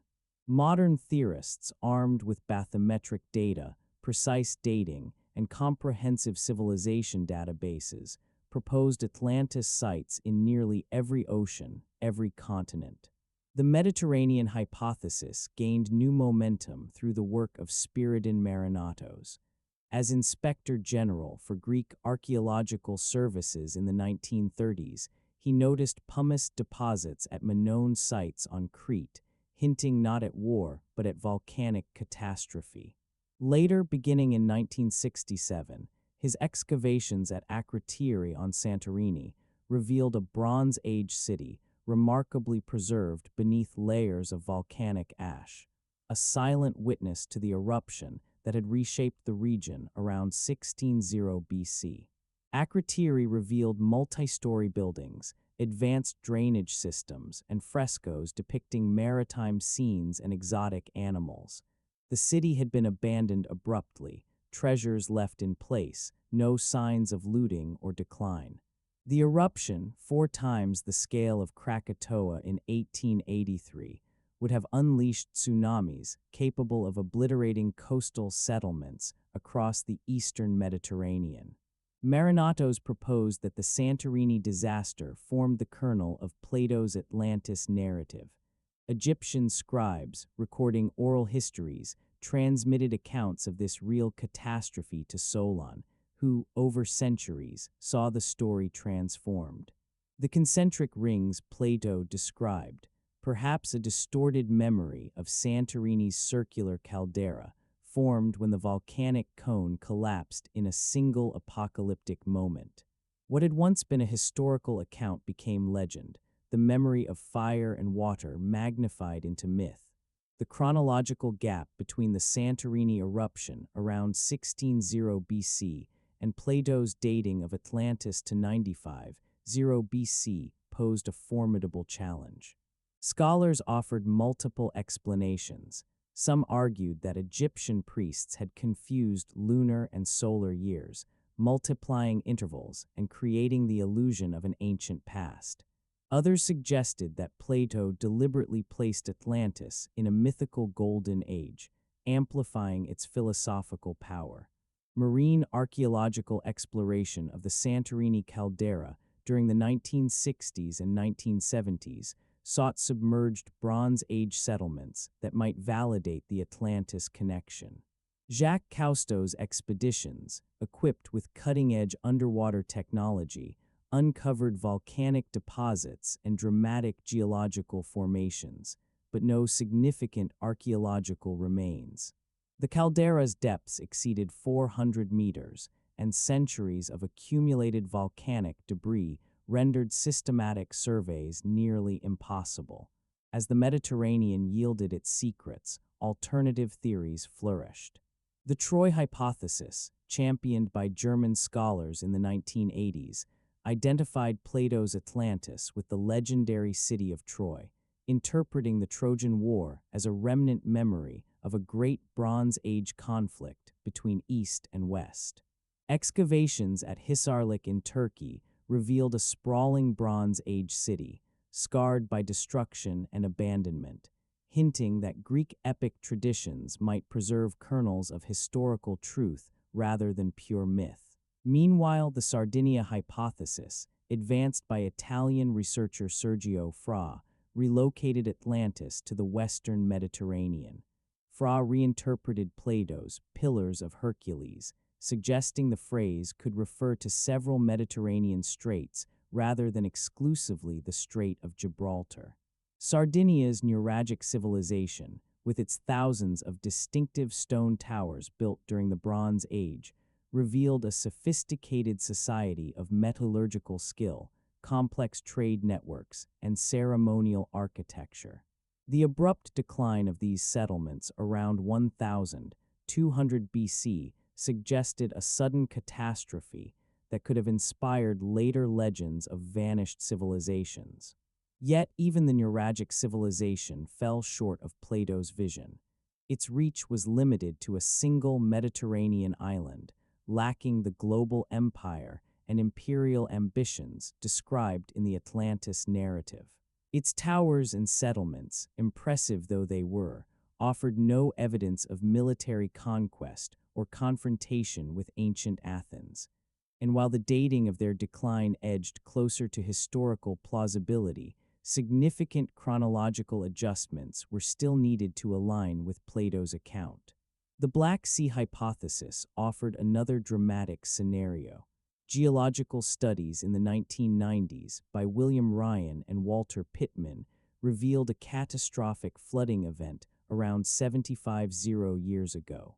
Rising Mediterranean waters had breached the Bosporus, inundating a vast freshwater lake and submerging approximately 100,000 square kilometers of previously dry land. This sudden deluge could have obliterated coastal settlements and inspired the flood myths that later shaped Plato's story. Advanced sonar surveys of the Black Sea floor uncovered submerged river channels, ancient beach ridges, and even preserved wooden structures lying in oxygen-poor depths that slowed decay. Radiocarbon dating suggested human occupation before the flood, 7,000 years ago, offering tantalizing evidence of civilizations lost beneath the waters. This dramatic episode of rising seas and vanished lands provided a plausible natural foundation for the enduring legend of Atlantis, merging geological catastrophe with the echoes of human memory. The Black Sea's oxygen-deprived depths created exceptional preservation conditions, allowing ancient organic materials to survive where they would normally have decomposed. This unique environment lent credence to the Black Sea flooding theory. Genetic and linguistic studies suggested rapid population dispersals from the region around 7,000 years ago, possibly movements of refugees fleeing the catastrophic flood. The subsequent spread of Indo-European languages and cultural practices could reflect migrations originating from the Black Sea, providing a mechanism for the diffusion of flood traditions across vast regions. Yet despite these tantalizing connections, the archaeological record revealed no advanced civilization matching Plato's vision of Atlantis. Submerged settlements discovered by Robert Ballard and other researchers appeared to be modest farming communities, lacking monumental architecture, complex water management systems, or evidence of long-distance trade.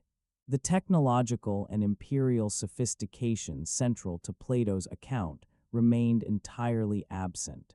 During the late 20th century, Atlantic-based theories experienced a resurgence. Advances in oceanographic survey techniques allowed researchers to explore previously inaccessible portions of the ocean floor with unprecedented precision. The discovery of the Azores Plateau, a a large submarine elevation in the central Atlantic, offered a potential site that aligned with Plato's geographical descriptions, while also providing a plausible mechanism for submersion. Geological investigations of the Azores Plateau revealed a turbulent history of volcanic activity and fluctuating sea levels. During the last ice age, when global sea levels were roughly 120 meters lower, significant portions of the plateau could have formed islands or even continuous landmasses capable of supporting substantial populations. The subsequent post-glacial sea level rise could have submerged these lands, creating the dramatic disappearance attributed to Atlantis. Multi-beam sonar mapping of the Azores region revealed underwater features that some interpreted as artificial. Rectangular formations and linear elevated areas that might resemble building foundations or harbor works. The Portuguese government sponsored underwater archaeological expeditions in the 1990s, employing advanced remotely operated vehicles for detailed survey and sampling. However, these hopes were dashed. Detailed examination showed that the apparent structures were entirely natural, products of volcanic activity and sedimentary processes. The rectangular patterns were the result of rock fracturing, and the linear arrangements reflected natural geological forces rather than deliberate human design. No artifacts, building materials, or traces of human presence were found. Spanish researchers explored an alternative Atlantic site, the Canary Islands. They proposed that these volcanic islands were remnants of a larger Atlantean landmass reduced over time. The pre-European Guanche civilization displayed remarkable sophistication. They practiced advanced agriculture adapted to volcanic terrain, constructed stone buildings using cyclopean masonry without mortar, and developed elaborate burial customs with mummified remains. Step pyramids and monumental structures hinted at social organization beyond what might be expected on isolated islands, yet the timeline undermined the theory. Radiocarbon dating placed the Guanche civilization between roughly 1000 BC and the 15th century AD, centuries after Plato's 950 BC Atlantis, and incompatible with alternative chronologies proposed by modern theorists. Despite their ingenuity and impressive cultural achievements, the Guanches remained a historically recent society, unable to account for the lost empire described in ancient texts. The Canary Islands, though impressive in their isolated Atlantic location, remained far smaller than the continental-scale Plato attributed to Atlantis. The Antarctica hypothesis emerged from the controversial work of Charles Hapgood and his theory of crustal displacement. Hapgood proposed that the Earth's outer crust could shift rapidly relative to the inner core, causing dramatic changes in continental positions and climate zones. According to this theory, Antarctica had once occupied a temperate zone as recently as 12,000 years ago, potentially supporting the advanced civilization described by Plato before crustal displacement moved the continent to its current polar position.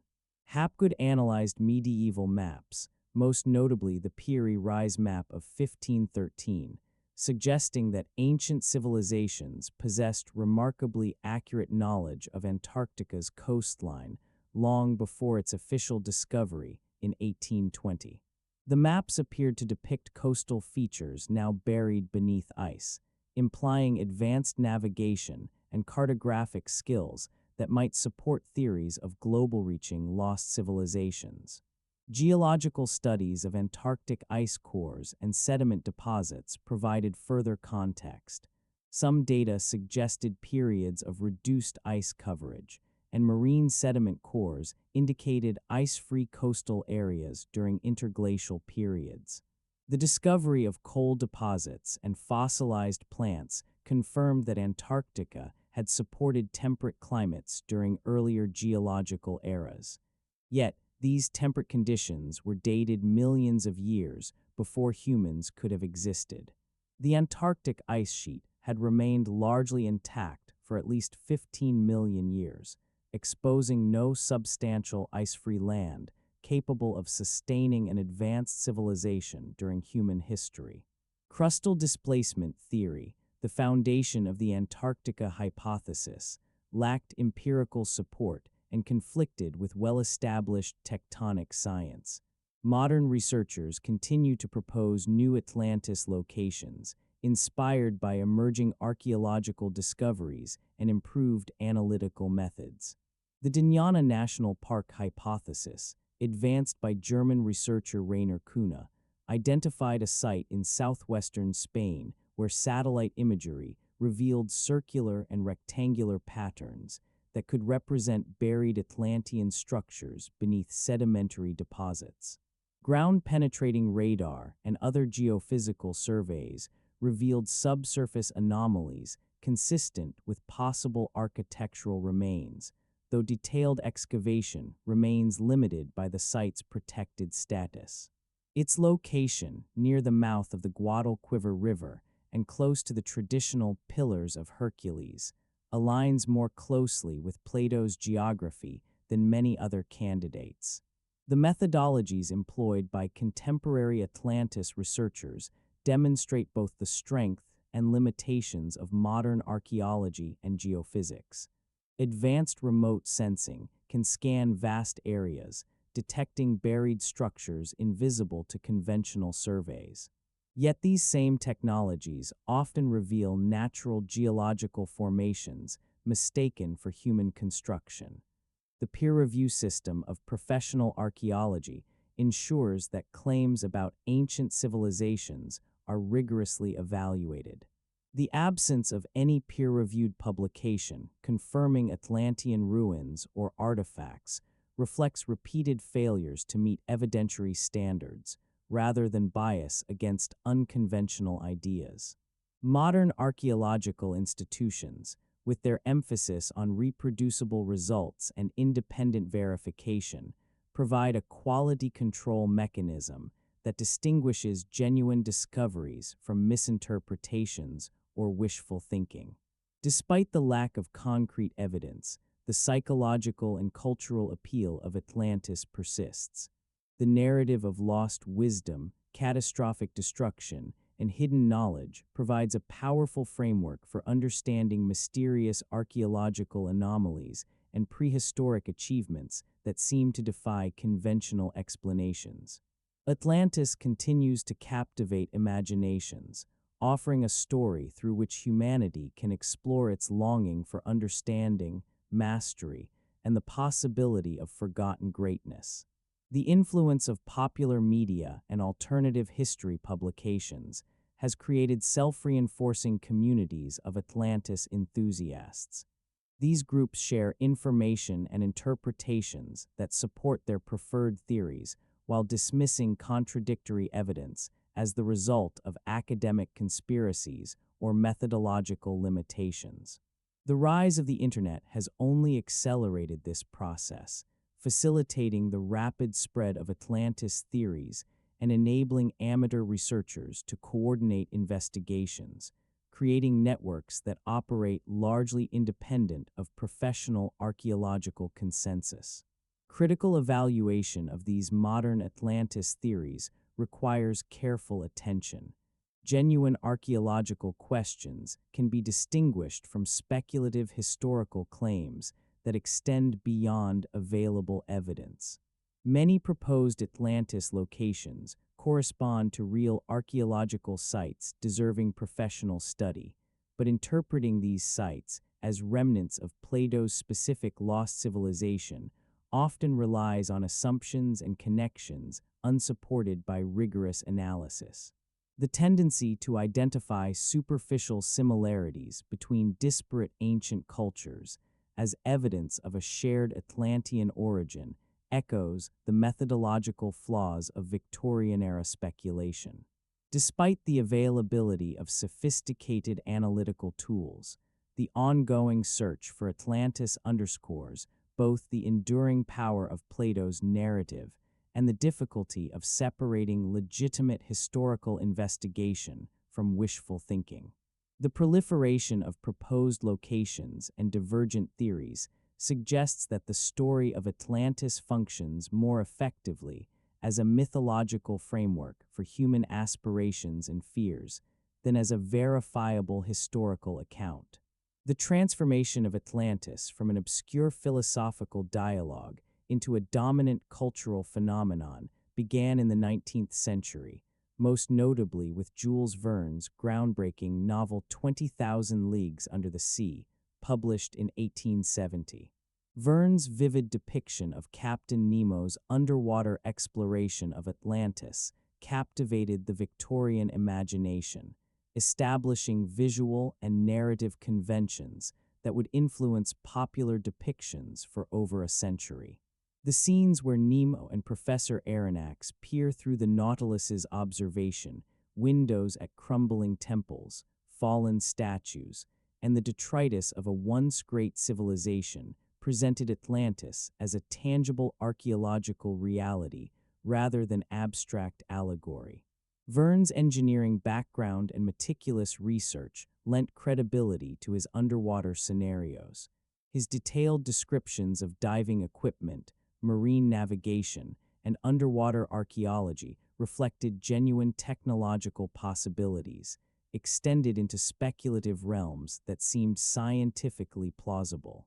The Nautilus itself, with its advanced propulsion and life support systems, evoked the kind of technological sophistication that might have been possible for an advanced ancient civilization, implicitly connecting Atlantean capabilities to modern scientific progress. Verne's literary impact extended far beyond a single scene. He established a template for adventure fiction that blended exotic locations, advanced technology, and archaeological mystery, a formula that influenced generations of writers, from Edgar Rice Burroughs to modern technothrillers featuring underwater exploration and ancient secrets. H.G. Wells offered a different approach. His works, such as The Sleeper Awakes, while not explicitly about Atlantis, explored advanced ancient civilizations to examine social and political questions. Wells's focus on industrial society, technological progress, and the balance between individual freedom and collective welfare shaped his treatment of lost civilizations as vehicles for social critique rather than pure adventure. The rise of pulp magazines in the early 20th century created new outlets for Atlantis fiction. Publications such as Amazing Stories, Weird Tales, and Adventure emphasized action, spectacle, and rapid storytelling over historical accuracy. These magazines regularly featured underwater cities, ancient technologies, and descendants of Atlantean survivors living in hidden enclaves. Economic pressures for quick production and reader engagement encouraged increasingly elaborate and sensational interpretations of Atlantis.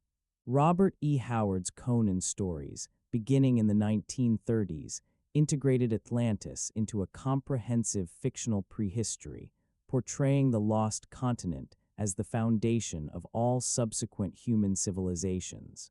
Through pulp fiction and popular media, Atlantis evolved from philosophical allegory to a cultural symbol of lost knowledge, technological mastery, and the enduring human fascination with vanished worlds. Howard's Hyborian Age chronology placed Atlantis and its sister continent, Lemuria, at the apex of the first great cycle of human civilization. According to his vision, their destruction scattered survivors across the globe, laying the foundations for the kingdoms and cultures that would later populate the world of Conan. This framework allowed Howard to draw upon contemporary archaeological speculation and comparative mythology, creating an internally consistent fictional universe capable of supporting extended narratives. In Howard's depiction, Atlantean society was decadent and morally corrupt, reflecting both Plato's original themes and the anxieties of the early 20th century about the fragility of civilization. The Atlanteans possessed advanced magical and technological powers, but had grown spiritually weak and decadent, leaving them vulnerable to the raw vitality of barbarian figures like Conan. This interpretation resonated with the concerns of the Depression era, offering a metaphorical lens through which readers could explore questions of cultural vitality, technological progress, and societal decay. Theosophical and occult interpretations of Atlantis grew increasingly prominent in mid-20th century popular literature. Writers incorporated ideas of root races, spiritual evolution, and hidden masters into adventure and science fiction narratives. Authors such as A. Merritt developed elaborate fantasies in which modern protagonists discovered hidden Atlantean colonies, encountering beings who possessed both advanced technology and ancient spiritual knowledge far beyond contemporary human capabilities. These stories combined mystery, adventure, and esoteric wisdom, presenting Atlantis as a repository of lost human potential. After World War II, Atlantis-themed literature expanded dramatically. The atomic destruction of Hiroshima and Nagasaki created contemporary parallels to the catastrophic collapse of Atlantean civilization, making Plato's story feel immediate and relevant. Science fiction writers explored the theme of self-destruction through technological hubris, using Atlantis as a cautionary metaphor for the dangers of uncontrolled scientific advancement. Isaac Asimov's Foundation series, for example, though not explicitly about Atlantis, reflected its themes: the fall of a great civilization, the preservation of knowledge, and the cyclical patterns of history grounded in rational, scientific thought. This approach inspired other writers to explore lost civilizations in intellectually rigorous ways, blending myth with sociology, technology, and historical speculation. The rise of fantasy literature in the 1960s and 1970s allowed authors to explore Atlantis in purely magical and mythological contexts. Writers such as Lynn Carter, Elspeth Damp, and Catherine Elmore created vast Atlantis-based worlds, combining occult, archaeological, and mythical elements. These narratives featured complex magical systems, political intrigue, and intricate world building, presenting Atlantis as a fully realized civilization rather than merely an exotic backdrop for adventure. The sword and sorcery subgenre further popularized Atlantis-themed stories. Following Howard's example, these tales emphasized fast-paced action, powerful warriors, malevolent sorcerers, and ancient treasures. Recurring tropes, crystal-powered technology, fish people, Atlantean descendants, and underwater cities protected by magical barriers became staples of the genre, shaping popular expectations about the lost civilization. Comic books played a particularly influential role in cementing the visual iconography of Atlantis. DC Comics' Aquaman, first appearing in 1941, portrayed Atlantis as a thriving underwater kingdom with advanced technology and sophisticated social structures. The medium's focus on visual spectacle encouraged artists to create elaborate depictions of Atlantean architecture, machinery, and marine life. These images left a lasting impression on popular culture, influencing the way Atlantis would be represented in films, television, and later multimedia adaptations.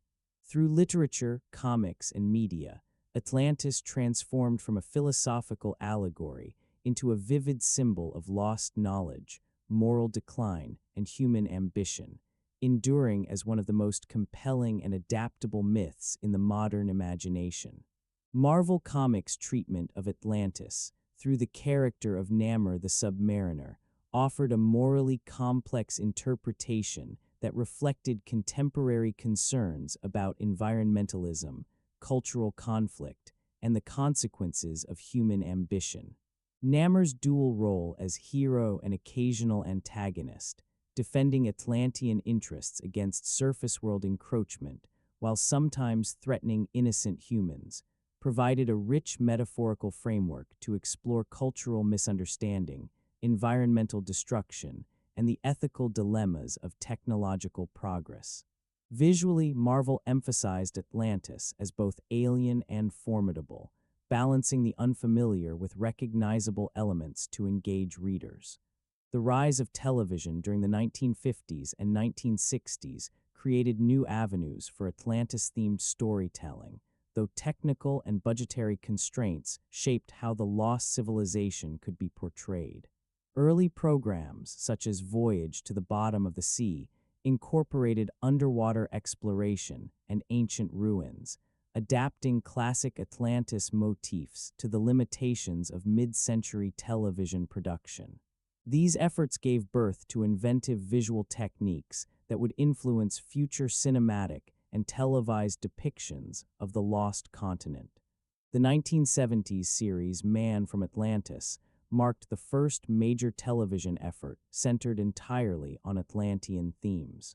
Patrick Duffy starred as the last survivor of the lost civilization, gifted with superhuman swimming abilities and the capacity to communicate with marine life. The series combined underwater exploration, ancient Atlantean technology, and conflicts between Atlantean values and modern society into weekly adventures. Though its run was brief, the show established enduring visual and narrative conventions. Atlanteans adapted to aquatic life while remaining fundamentally human in appearance and motivation. Disney's animated Atlantis.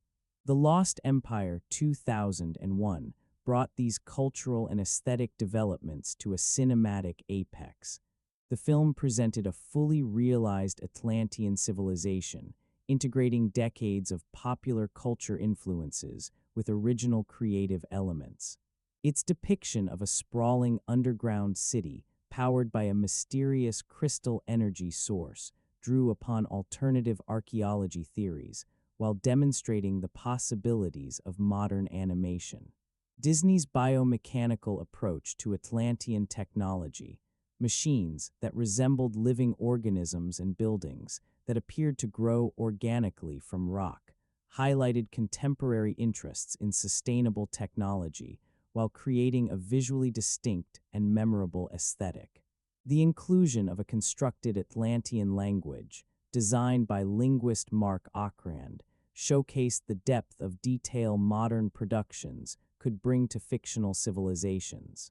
The rise of computer-generated imagery in the 1990s and 2000s revolutionized the depiction of underwater worlds.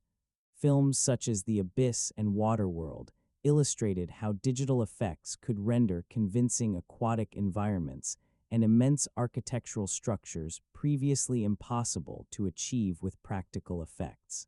These technological advances allowed filmmakers to visualize Atlantis with a grandeur approaching the scale described in Plato's original account. Video games further expanded Atlantis' presence in popular imagination. Titles such as Tomb Raider, Assassin's Creed, and various role-playing games featured extensive underwater sequences and ancient ruins, allowing players to explore and interact with Atlantean environments. The interactive medium enabled a deeper engagement with architecture and technology than passive media could provide, encouraging increasingly detailed and internally consistent representations.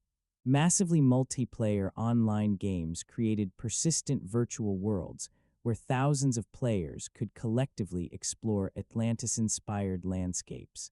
Games like World of Warcraft and Guild Wars included elaborate underwater zones and civilizations, blending mythological motifs with popular culture elements. The collaborative nature of online gaming fostered intricate world building and visual coherence, providing a level of immersion that reinforced Atlantis' enduring appeal. Across comics, television, film, and interactive media, Atlantis has evolved from Plato's philosophical allegory into a multifaceted cultural icon, simultaneously a symbol of lost knowledge, technological marvel, environmental caution, and human imagination. Each adaptation builds upon its predecessors, weaving a complex tapestry that spans decades of storytelling, technology, and visual innovation. Documentary television has had a profound impact on popular perceptions of Atlantis, often blurring the line between education and entertainment. Producers crafted programs that presented speculative theories about the lost civilization with the visual polish and authoritative tone typically associated with legitimate historical documentaries. Networks such as the History Channel and Discovery Channel offered dramatic recreations of Atlantean society, drawing on alternative archaeology theories while presenting them in ways that suggested scholarly legitimacy. The rise of the ancient aliens phenomenon represented the culmination of this trend, combining elaborate computer-generated depictions of Atlantean technology and architecture with claims of scientific and historical authority. These programs shaped widespread visual expectations for Atlantis, reinforcing narratives that positioned the lost continent as evidence of extraterrestrial contact or advanced prehistoric human achievement. The Internet further transformed Atlantis mythology by fostering collaborative development of alternative histories and enabling the rapid spread of speculative theories. Online communities dedicated to ancient mysteries and alternative archaeology could share research, debate ideas, and construct increasingly elaborate explanations for archaeological anomalies, all incorporating Atlantis themes. The democratization of media allowed individuals without formal credentials to present their interpretations to a global audience, bypassing the peer review processes that govern academic publishing. Streaming platforms and YouTube channels created new markets for Atlantis-themed content, allowing independent creators to produce visual reconstructions and theoretical explorations that rivaled traditional television while operating on minimal budgets. This led to an unprecedented proliferation of content, reflecting a diversity of cultural perspectives and approaches. Contemporary environmental concerns increasingly shaped modern Atlantis narratives. Climate change, ocean pollution, and sustainability anxieties influenced stories portraying Atlantean civilization either as a cautionary tale of environmental exploitation or as a model of harmonious technological development. Atlantis became a lens through which creators explored the ecological consequences of advanced civilizations, linking ancient myths to pressing modern issues. Virtual and augmented reality technologies expanded the possibilities for immersive Atlantis experiences, transporting users directly into underwater cities and ancient ruins with unprecedented realism. VR applications allowed individuals to swim through fully reconstructed Atlantean architecture, interact with its inhabitants, and explore its advanced technologies, offering a depth of engagement far beyond traditional media. These innovations not only enhanced the realism of Atlantis narratives, but also challenged notions of the boundary between fiction and experiential reality. Globalization of popular culture facilitated the spread of Atlantis themes across diverse national and cultural contexts, inspiring localized interpretations that incorporated regional mythology and history. Japanese anime and manga often emphasized spiritual or supernatural aspects of Atlantis, while European productions focused more on archaeology and historical plausibility.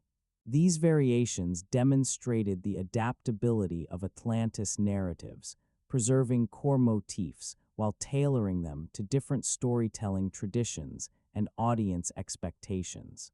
Through popular culture, Plato's original account has been both preserved and transformed, while fundamental elements, such as an island location, advanced civilization, and catastrophic destruction, remain. The philosophical and moral themes central to the original text have largely been overshadowed. Modern adaptations prioritize adventure, spectacle, and technological marvels, creating versions of Atlantis that bear only superficial resemblance to the classical source, while claiming authority and authenticity in the public imagination. The transformation of Plato's philosophical allegory into a global cultural phenomenon reveals fundamental aspects of human psychology that transcend historical eras, technological capabilities, and cultural boundaries.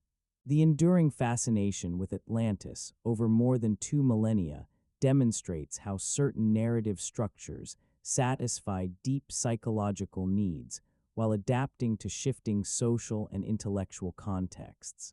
To understand why Atlantis continues to captivate modern audiences, one must examine the psychological mechanisms that make lost civilization stories so compelling, the ways they reflect contemporary anxieties and aspirations, and their relationship to broader patterns of alternative historical thinking that challenge established academic authority. The archetypal structure of the Atlantis narrative taps into universal psychological patterns identified by Carl Jung as fundamental components of human consciousness. The story of a golden age followed by moral decline and catastrophic destruction resonates across cultures, from the Garden of Eden to the Hindu concept of cyclical yugas. Such narratives offer frameworks for understanding both individual and collective experiences of loss, failure, and the consequences of moral choices. Atlantis provides a particularly powerful version of this archetype, combining the grandeur of advanced civilization with the finality of total annihilation, creating an emotional impact that abstract moral teachings alone cannot achieve. The allure of lost wisdom is another key factor in Atlantis's enduring popularity. Modern individuals, overwhelmed by rapid technological change and the fragmentation of knowledge into highly specialized disciplines, find comfort in stories that promise comprehensive understanding and integrated knowledge. The idea that an ancient civilization could master both natural laws and spiritual principles suggests that such integration remains attainable, even in an age of intellectual compartmentalization. This explains why Atlantis theories often emphasize the civilization's supposed mastery of both material and spiritual domains, presenting an ideal of human achievement that transcends modern limitations. The democratization of knowledge through the internet has amplified this appeal, giving individuals unprecedented opportunities to develop and promote alternative historical theories without formal academic credentials. Online communities dedicated to Atlantis research can share information, coordinate investigations, and construct elaborate theoretical frameworks independent of professional archaeological consensus. Many of these communities exhibit what Richard Hofstadter described as the paranoid style in interpreting skepticism. Academic caution is seen not as methodological rigor, but as deliberate suppression. Emotional investment in these narratives creates self-reinforcing belief systems that grow resistant to contradictory evidence. Contemporary environmental concerns have further transformed Atlantis into a cautionary tale about technological hubris and ecological destruction. Climate change, ocean pollution, and biodiversity loss echo the catastrophic events that supposedly ended Atlantean civilization, making Plato's ancient account feel strikingly relevant to modern global challenges. Modern narratives frequently highlight the civilization's interaction with natural forces and the environmental consequences of advanced technology, reflecting widespread anxieties about sustainability and the long-term viability of industrial civilization. Atlantean technology in contemporary popular culture embodies these ambivalent attitudes. Unlike Victorian-era interpretations, which celebrated technological advancement as unqualified progress, modern treatments present it as both miraculous and perilous, capable of generating unprecedented prosperity while threatening civilization itself. This mirrors modern experiences with nuclear weapons, genetic engineering, artificial intelligence, and other powerful technologies that offer tremendous benefits alongside existential risks. The Atlantis story provides a safe narrative distance to explore these anxieties through the lens of ancient history.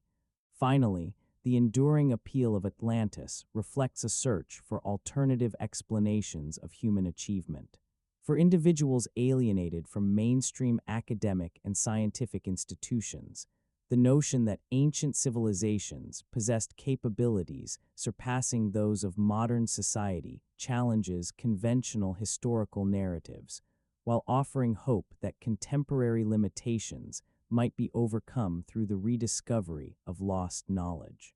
This enduring appeal helps explain the persistent popularity of theories about ancient astronauts, advanced prehistoric civilizations, and suppressed archaeological discoveries, all of which claim to reveal humanity's forgotten potential.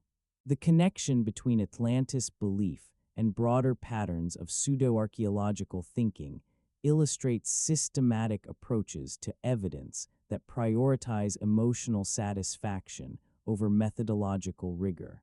Pseudo-archaeological theories typically begin with desired conclusions about human history or capabilities, then selectively gather evidence that appears to support these conclusions while dismissing contradictory information as the product of academic bias or conspiracy. This method creates internally consistent belief systems that can accommodate virtually any new information while preserving core assumptions about ancient civilizations and hidden knowledge. The visual culture surrounding Atlantis has evolved alongside technological advances, incorporating sophisticated computer-generated imagery and virtual reality tools capable of creating convincing depictions of underwater cities and monumental architecture. These visual representations often wield more influence than textual descriptions, shaping popular expectations of Atlantean civilization. New theories frequently conform to these established visual conventions, reinforcing a self-sustaining feedback loop of imagery and belief. The proliferation of detailed Atlantis visuals across multiple media platforms has established a shared visual vocabulary, making the lost civilization appear tangible and familiar despite the absence of archaeological evidence. Commercial interests have further entrenched these narratives. Tourism, entertainment, and alternative education markets profit from the public fascination with Atlantis. Tourist destinations claim connections to the lost civilization, documentary programs dramatize its ruins, and books promise revelations of ancient secrets. These economic pressures encourage increasingly sensational claims and elaborate conspiracy theories designed to capture public attention. Globalization has enabled Atlantis mythology to adapt across cultures while preserving core narrative elements. Japanese interpretations often emphasize spiritual and supernatural aspects. European treatments focus on archaeological and historical dimensions, and American versions frequently highlight individual discovery and technological mastery, reflecting cultural values. These variations demonstrate how flexible mythological frameworks can address similar psychological needs in diverse contexts. The widespread belief in Atlantis also poses challenges for science education and critical thinking. Students exposed to alternative historical narratives through popular media often enter formal education with preconceived notions that conflict with archaeological evidence and scientific methodology. Educators must correct these misconceptions while emphasizing professional standards for evaluating evidence, teaching students to distinguish reliable knowledge from speculation. The persistence of Atlantis theories, despite the absence of archaeological confirmation, offers insights into the interaction between belief systems and empirical investigation. The lack of physical remains has not diminished popular interest. Instead, it has inspired increasingly elaborate explanations invoking hidden knowledge, government cover-ups, or the supposed inadequacy of conventional archaeology. These unfalsifiable belief systems can sustain themselves indefinitely, independent of empirical findings. Beyond their epistemological implications, Atlantis narratives serve therapeutic functions. For individuals experiencing alienation, meaninglessness, or powerlessness, belief in ancient wisdom and lost civilizations can provide comfort, purpose, and community. The sense of possessing special knowledge or hidden truths offers psychological benefits, helping individuals navigate personal and social uncertainties. Recognizing these functions is essential for developing effective approaches to science education that balance emotional needs with critical thinking skills. Looking ahead, the evolution of Atlantis mythology will likely continue to reflect technological innovation, environmental concerns, and societal anxieties, while retaining the core narrative elements that have ensured its enduring fascination for over 2 millennia. Virtual and augmented reality technologies promise increasingly immersive Atlantis experiences, blurring the line between fictional entertainment and historical exploration. Advances in underwater surveying and archaeological techniques continue to provide new contexts for speculation, even as they reveal the absence of evidence for any advanced Atlantic civilization during the proposed periods. Atlantis endures as a cultural touchstone, a symbol for human potential, technological progress, and civilizational sustainability. Its story functions as a flexible metaphor, capable of accommodating diverse interpretations while maintaining emotional resonance across centuries and cultures. This adaptability explains why Atlantis has survived repeated debunkings and will continue to evolve alongside social and technological developments. The critical examination of Atlantis claims offers unique opportunities to teach scientific methodology, archaeological reasoning, and historical analysis. The popularity of alternative theories creates ongoing lessons in distinguishing speculation from evidence-based conclusions, illustrating why peer review and reproducibility are essential for advancing human knowledge. In this sense, the Atlantis phenomenon transcends its historical claims, raising broader questions about how we evaluate knowledge, separate fact from fiction, and navigate human curiosity. Plato's Atlantis ultimately reaches beyond historical accuracy, touching on fundamental issues of human nature, social organization, and the interplay between material progress and moral development. Whether interpreted as allegory, historical record, or modern myth, the narrative continues to frame our understanding of these eternal questions, adapting to contemporary circumstances and concerns. Its persistence across cultures and epochs demonstrates the enduring power of compelling narratives to capture the human imagination, offering meaning and inspiration in ways purely factual accounts often cannot. Atlantis reflects both the strengths and limitations of human pattern seeking, showing how the same cognitive processes that drive scientific discovery can also foster elaborate misconceptions and resistant belief systems. To understand Atlantis is to recognize both its positive functions, wonder, inspiration, and community, and its more problematic aspects, including pseudoscientific thinking and conspiracy theories. Maintaining this balance provides the foundation for appreciating the cultural significance of Plato's creation, while cultivating critical thinking skills to distinguish between captivating stories and reliable historical knowledge. As humanity confronts unprecedented global challenges, requiring technological innovation and wisdom about the consequences of our actions, Atlantis remains relevant as a cautionary tale about power, responsibility, and moral decline. Whether the lost civilization existed as Plato described, served as a political allegory, or functions as modern mythology about human potential, its central message endures. Civilizational achievements are fragile, and moral decay carries profound consequences.